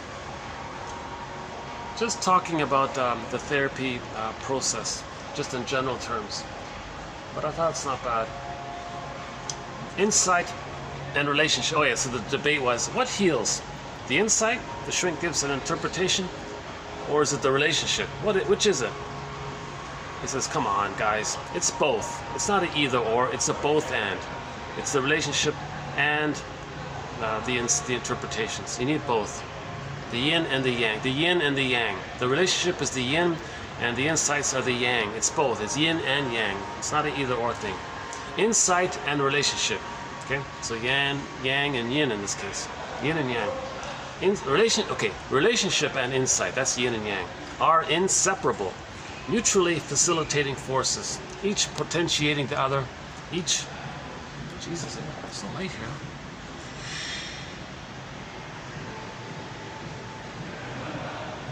Sorry about the light, huh?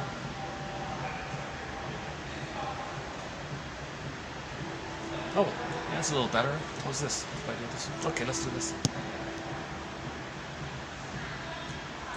Okay, relationship and insight are inseparable, mutually facilitating forces, each potentiating the other, each moving the mind towards awareness of its own mental operations. Oh, my battery! Oh, hold on. Give me 1 minute. Let me plug in the thing. Hold on a sec.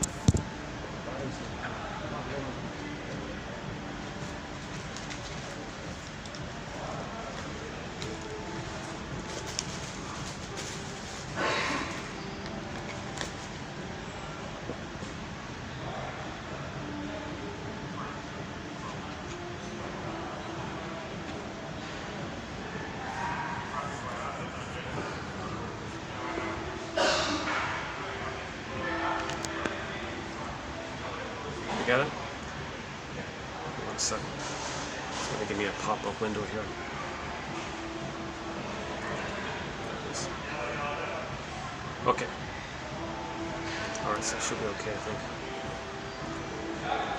Oh, I gotta hold. Oh, I see the cord's not long enough. Okay.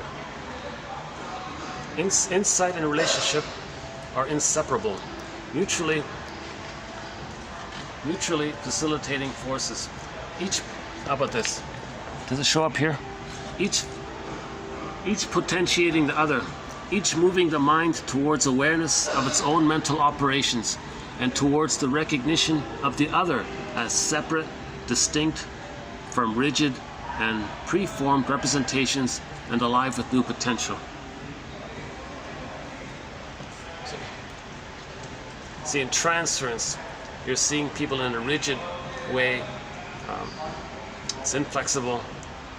You're not seeing them for who they are, three-dimensionality, their feelings and needs, their psychology, their life history, their journeys, their memories, hopes. You're not seeing the full personhood, and they're people in their own right with their feelings. Okay, so that's part of the healing journey, to get to I'm okay, you're okay. Analysts offer at least two healing supports in one and the same act, seamlessly. So it's a two-in-one. One in one and the same act.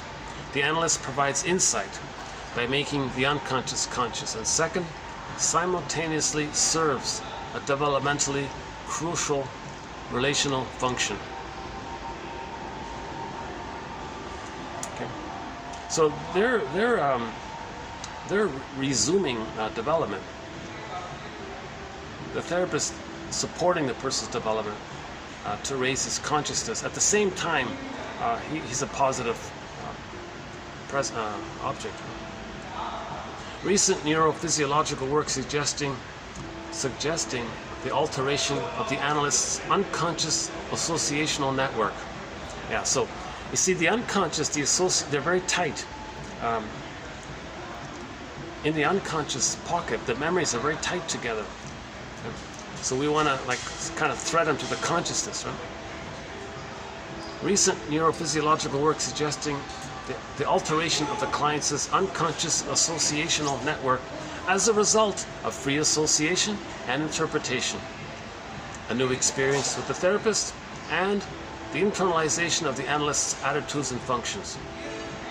So things heal when the person can get a new object relations unit inside. If their structure can have a representation of the self who feels supported in their healing and development, linked to another representation that accepts their healing and development. That's a new relational unit. That's got to be kind of set in. I guess it takes a while for that to kind of click in. In the beginning, the client sees things in either or, idealized or devalued. Now we need a third kind of object, one that accepts their autonomy. We need to develop this relational unit. Many who stress interpretation as the main mechanism of change believe that for a long time into the analysis, no matter what the analyst does, he or she is not seen as a new object, but rather as a fantasy object. So in the beginning, they're projecting, positive or negative. You're the rejecting mother, or you're going to be the needed, idealized good mother. They're not seeing them as like a person in their own right. Yeah? Edward Glover believed that the inexact interpretation had the effect of, in fact, reducing anxiety and providing symptom relief because the client can seize on such an interpretation which, by virtue of being less near the true source of anxiety, is feared less. So if the interpretation is a little bit wrong, he fears it less. He's more likely to accept it, and more readily accept it. In his words, quote, "It is probable that there is a type of inexact interpretation which, depending on optimum degree of psychic remoteness from the true sources of anxiety, may bring about improvement in the symptomatic sense at the cost of the reactions if the interpretation was too direct or something." So it gives the client like a little breather there, right? Oh, you're half right, but you're half wrong. Well, I can correct it. I can accept the half wrong part. So he's benefited from the half right part. But if it's too much, if it's too correct, it's overwhelming. But if it's only half right, he's half wrong, but he's I can take the half right. Something like that. Okay, not a major point, but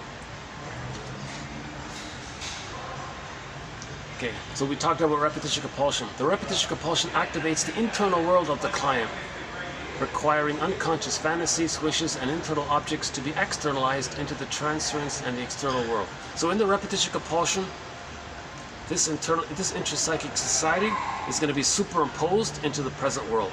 We're going to see people in the present based on that mapping. Next one. If I act without reflection, the therapist is speaking. If I act without reflection, I become yet another one of an endless repetition of people who have responded to the client's pull. Like, the client is trying to induce the therapist to play a role from their past for whatever that particular complementary response might be. So the therapist is not supposed to collude and just replay the same thing he's replaying with others over and over again. He's supposed to see what's being replayed and then bring it to his consciousness, bring it to his attention. This is what you're doing again and again. You have this pattern. You're doing this again and again. For example, in the here and now, you're doing it here, right now, right? This pattern, we're doing it here and now. You said this, and I said, you said, and you know, this resembles what you told me earlier about your childhood. You're replaying this record over, so you've got to make him aware of this record that he's spinning around again and again. If the client colludes and doesn't bring it to his conscious attention, he's missing the mark, right? As a function of its content, timing, tone, as well as the attitude conveyed, an interpretation may be experienced by the client as a repetition of negative parental behavior, or may elicit the corrective emotional experience of feeling deeply understood. If the interpretation is correct, that's a deep recognition, that's a deep empathy, that's a healing moment. But if the timing isn't right, and the therapist misses it, the client's going to see the interpretation as a criticism. The ego can be influenced therapeutically, and to this end, accurate interpretation is the prime curative factor. On entering therapy, clients will usually recreate and demonstrate the traumata of their childhood. On entering therapy, the client's going to recreate the trauma from childhood and do a staging thing in the present as amnesic memory. It's called amnesic memory. Amnesic memory, or experimental recollection, or action language, communicating through the action of what happened. Because of the compulsion to repeat, traumata in childhood lead to reenactments. Yeah, so trauma in childhood, repetition, compulsion, and trauma are synonymous, right? The next one here. Identification with the aggressor enables the former victim to follow the compulsion to repeat, playing the hurtful parental role. So that's a very desperate, that's really a really severe sign of trauma. If the child never knows his personal selfhood, and it's just gonna be like a caricature of one of their parents.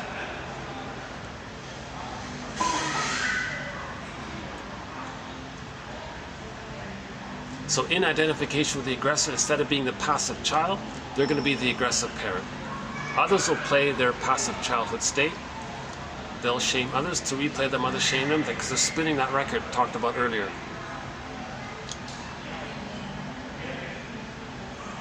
Here's an ancient proverb from thousands of years ago. He destroys his health by his very anxiety to preserve it. You know, I include this because we did some quotes from Claire Weeks. She's also a bit of a charlatan. She took this one idea. Can you believe it? She took this one single proverb. He destroys his health. A person will destroy their health. One destroys their health by their very anxiety to preserve it. So you have a symptom. Okay, that's one issue. Now, if you start to think that the symptom is going to cause further problems, that anxiety of what the further problems the symptom is going to create, now you're adding anxiety on top of the original anxiety. Just accept the basic symptom and leave it there, rather than being so afraid of what that symptom is now going to do further to the person. Now you're adding more. So that one point, she built an entire career on that one point, made a fortune selling that one point. A lot of authors do this, but maybe it's okay. I don't think it's such a bad idea, really. Rosenberg did the same thing. He built an entire self-help empire, basically teaching people one simple thing.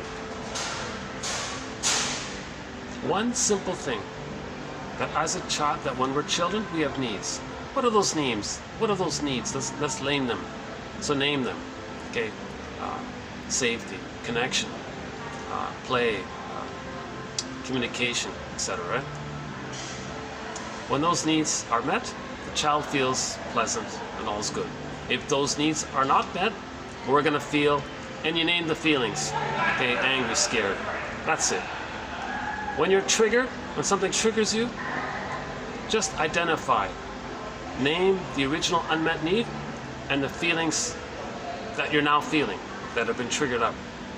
When you name the unmet need, you calm down. It's a self-soothing exercise. It's not a cure or anything. It's just a self-help thing.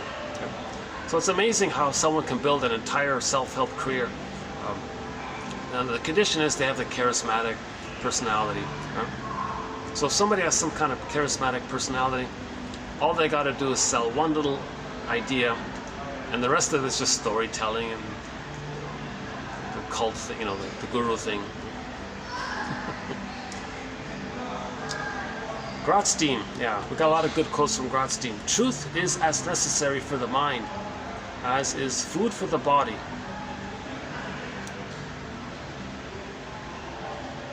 Here's the one about bridges. Man needs the experience. Man needs the experience of both diversity and unity.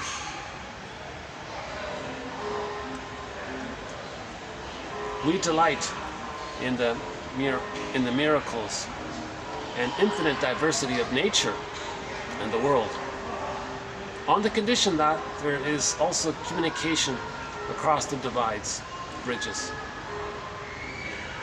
So we delight diversity, but we delight it when there's a bridge of communication. Bringing the different parts and tendencies within not only leads to greater integration of the personality, but may enable clients to find more solid bridges to the people around them, and thus to experience satisfying relationships. So if we can heal the bridges within, so the unconscious to the conscious, there's a bridge there.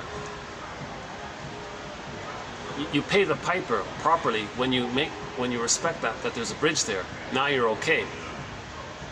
You don't respect the bridge there, you're not paying the piper, then there's problems. But if you pay the piper, you listen to the unconscious and make that link, then your relationships will be better.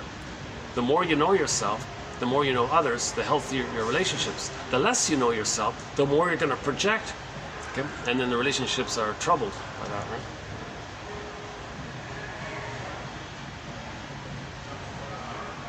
Yeah, it's raining. Yeah, you can see it. Can you see the? I don't know if it's showing up there.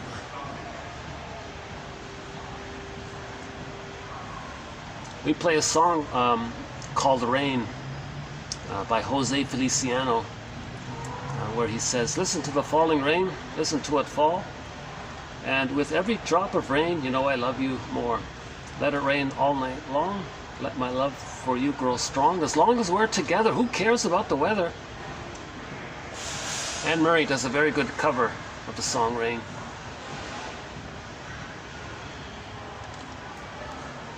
Yeah, check out Anne Murray's album called "Honey, Wheat and Laughter." She does "Rain" on there. She does a cover of Jose Feliciano's song "Rain." Very nice version of it. We played it once before. How's the light? The lighting's Sorry about the lighting. What is it? It's only, you know what? It's only 6. What is it? 6? It's only 6 o'clock. Huh? Look at that. Huh? 6:08. Yeah.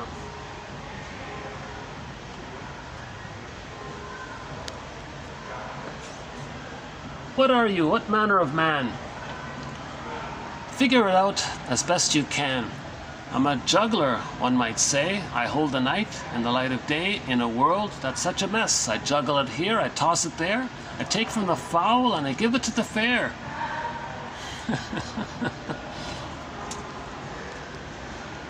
Think of that as an approximate poetic description of the unconscious, juggling, windmills of the mind, the efforts to try to heal, to get a person to lift the anchor on the arrested development of trauma. By facing the trauma, then the energy can go to the fair, to the soul.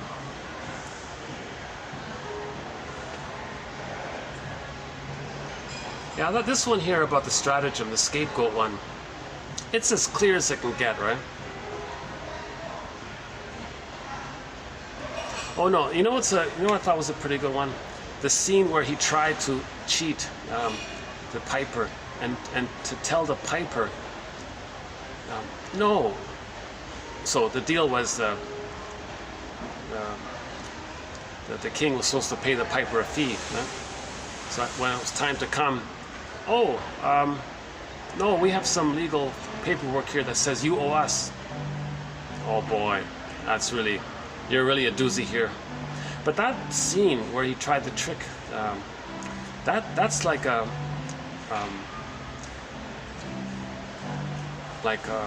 outer thing, where in the pillaging and the plundering, people are told they're in debt.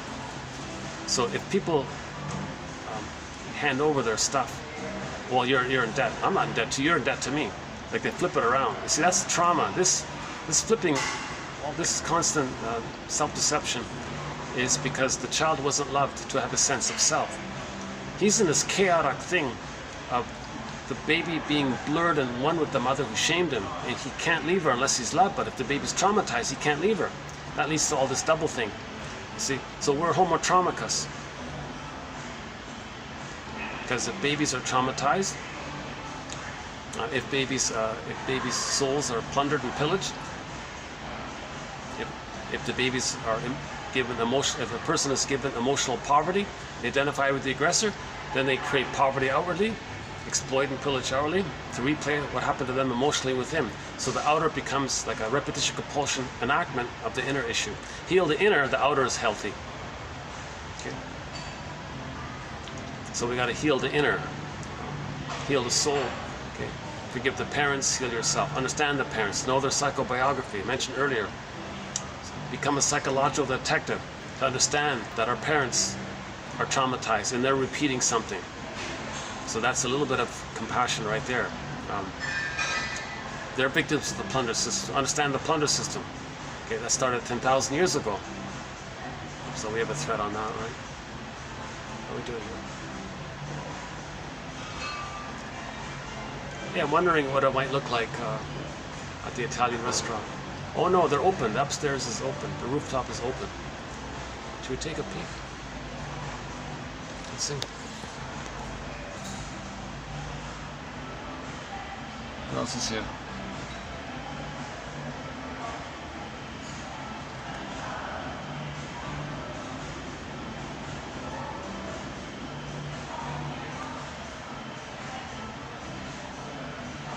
He destroys his health by the very anxiety to preserve it.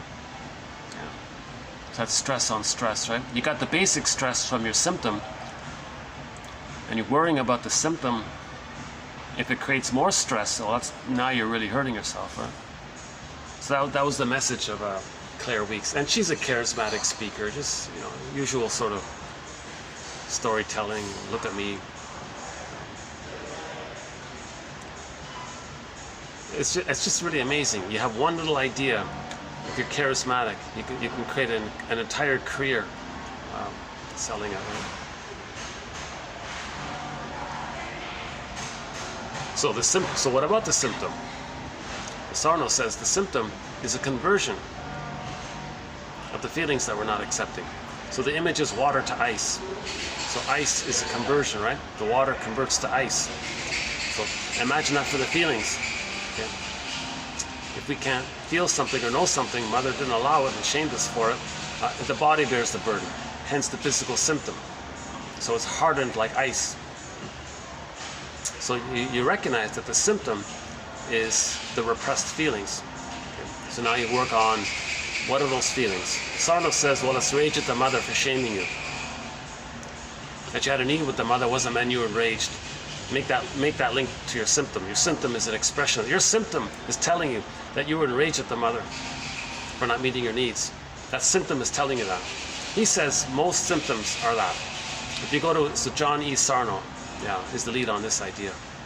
He sort of summarizes it like that.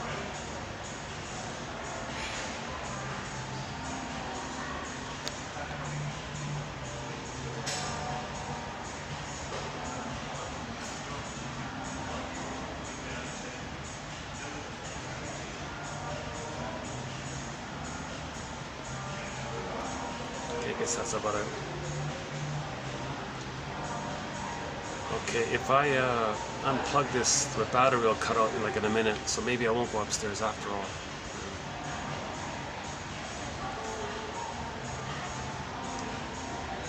How about let's play a song, huh? We'll play a song.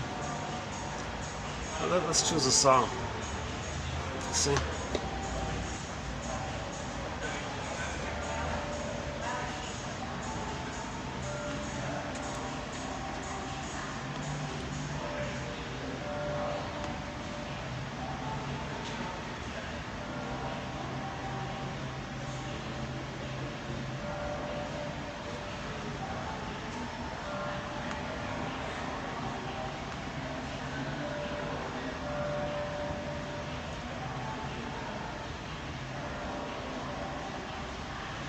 Call of the Moose, Willie Mitchell, Delirium, Devram Kaya. Oh my God, oh no, it gets blocked. I can't play it now.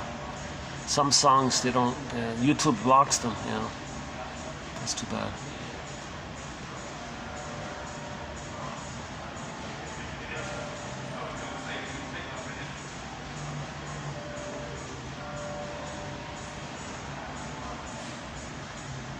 Nature's Way.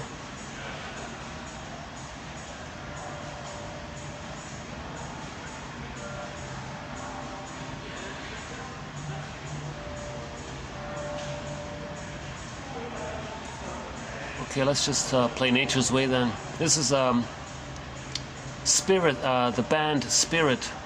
They have a song called Nature's Way.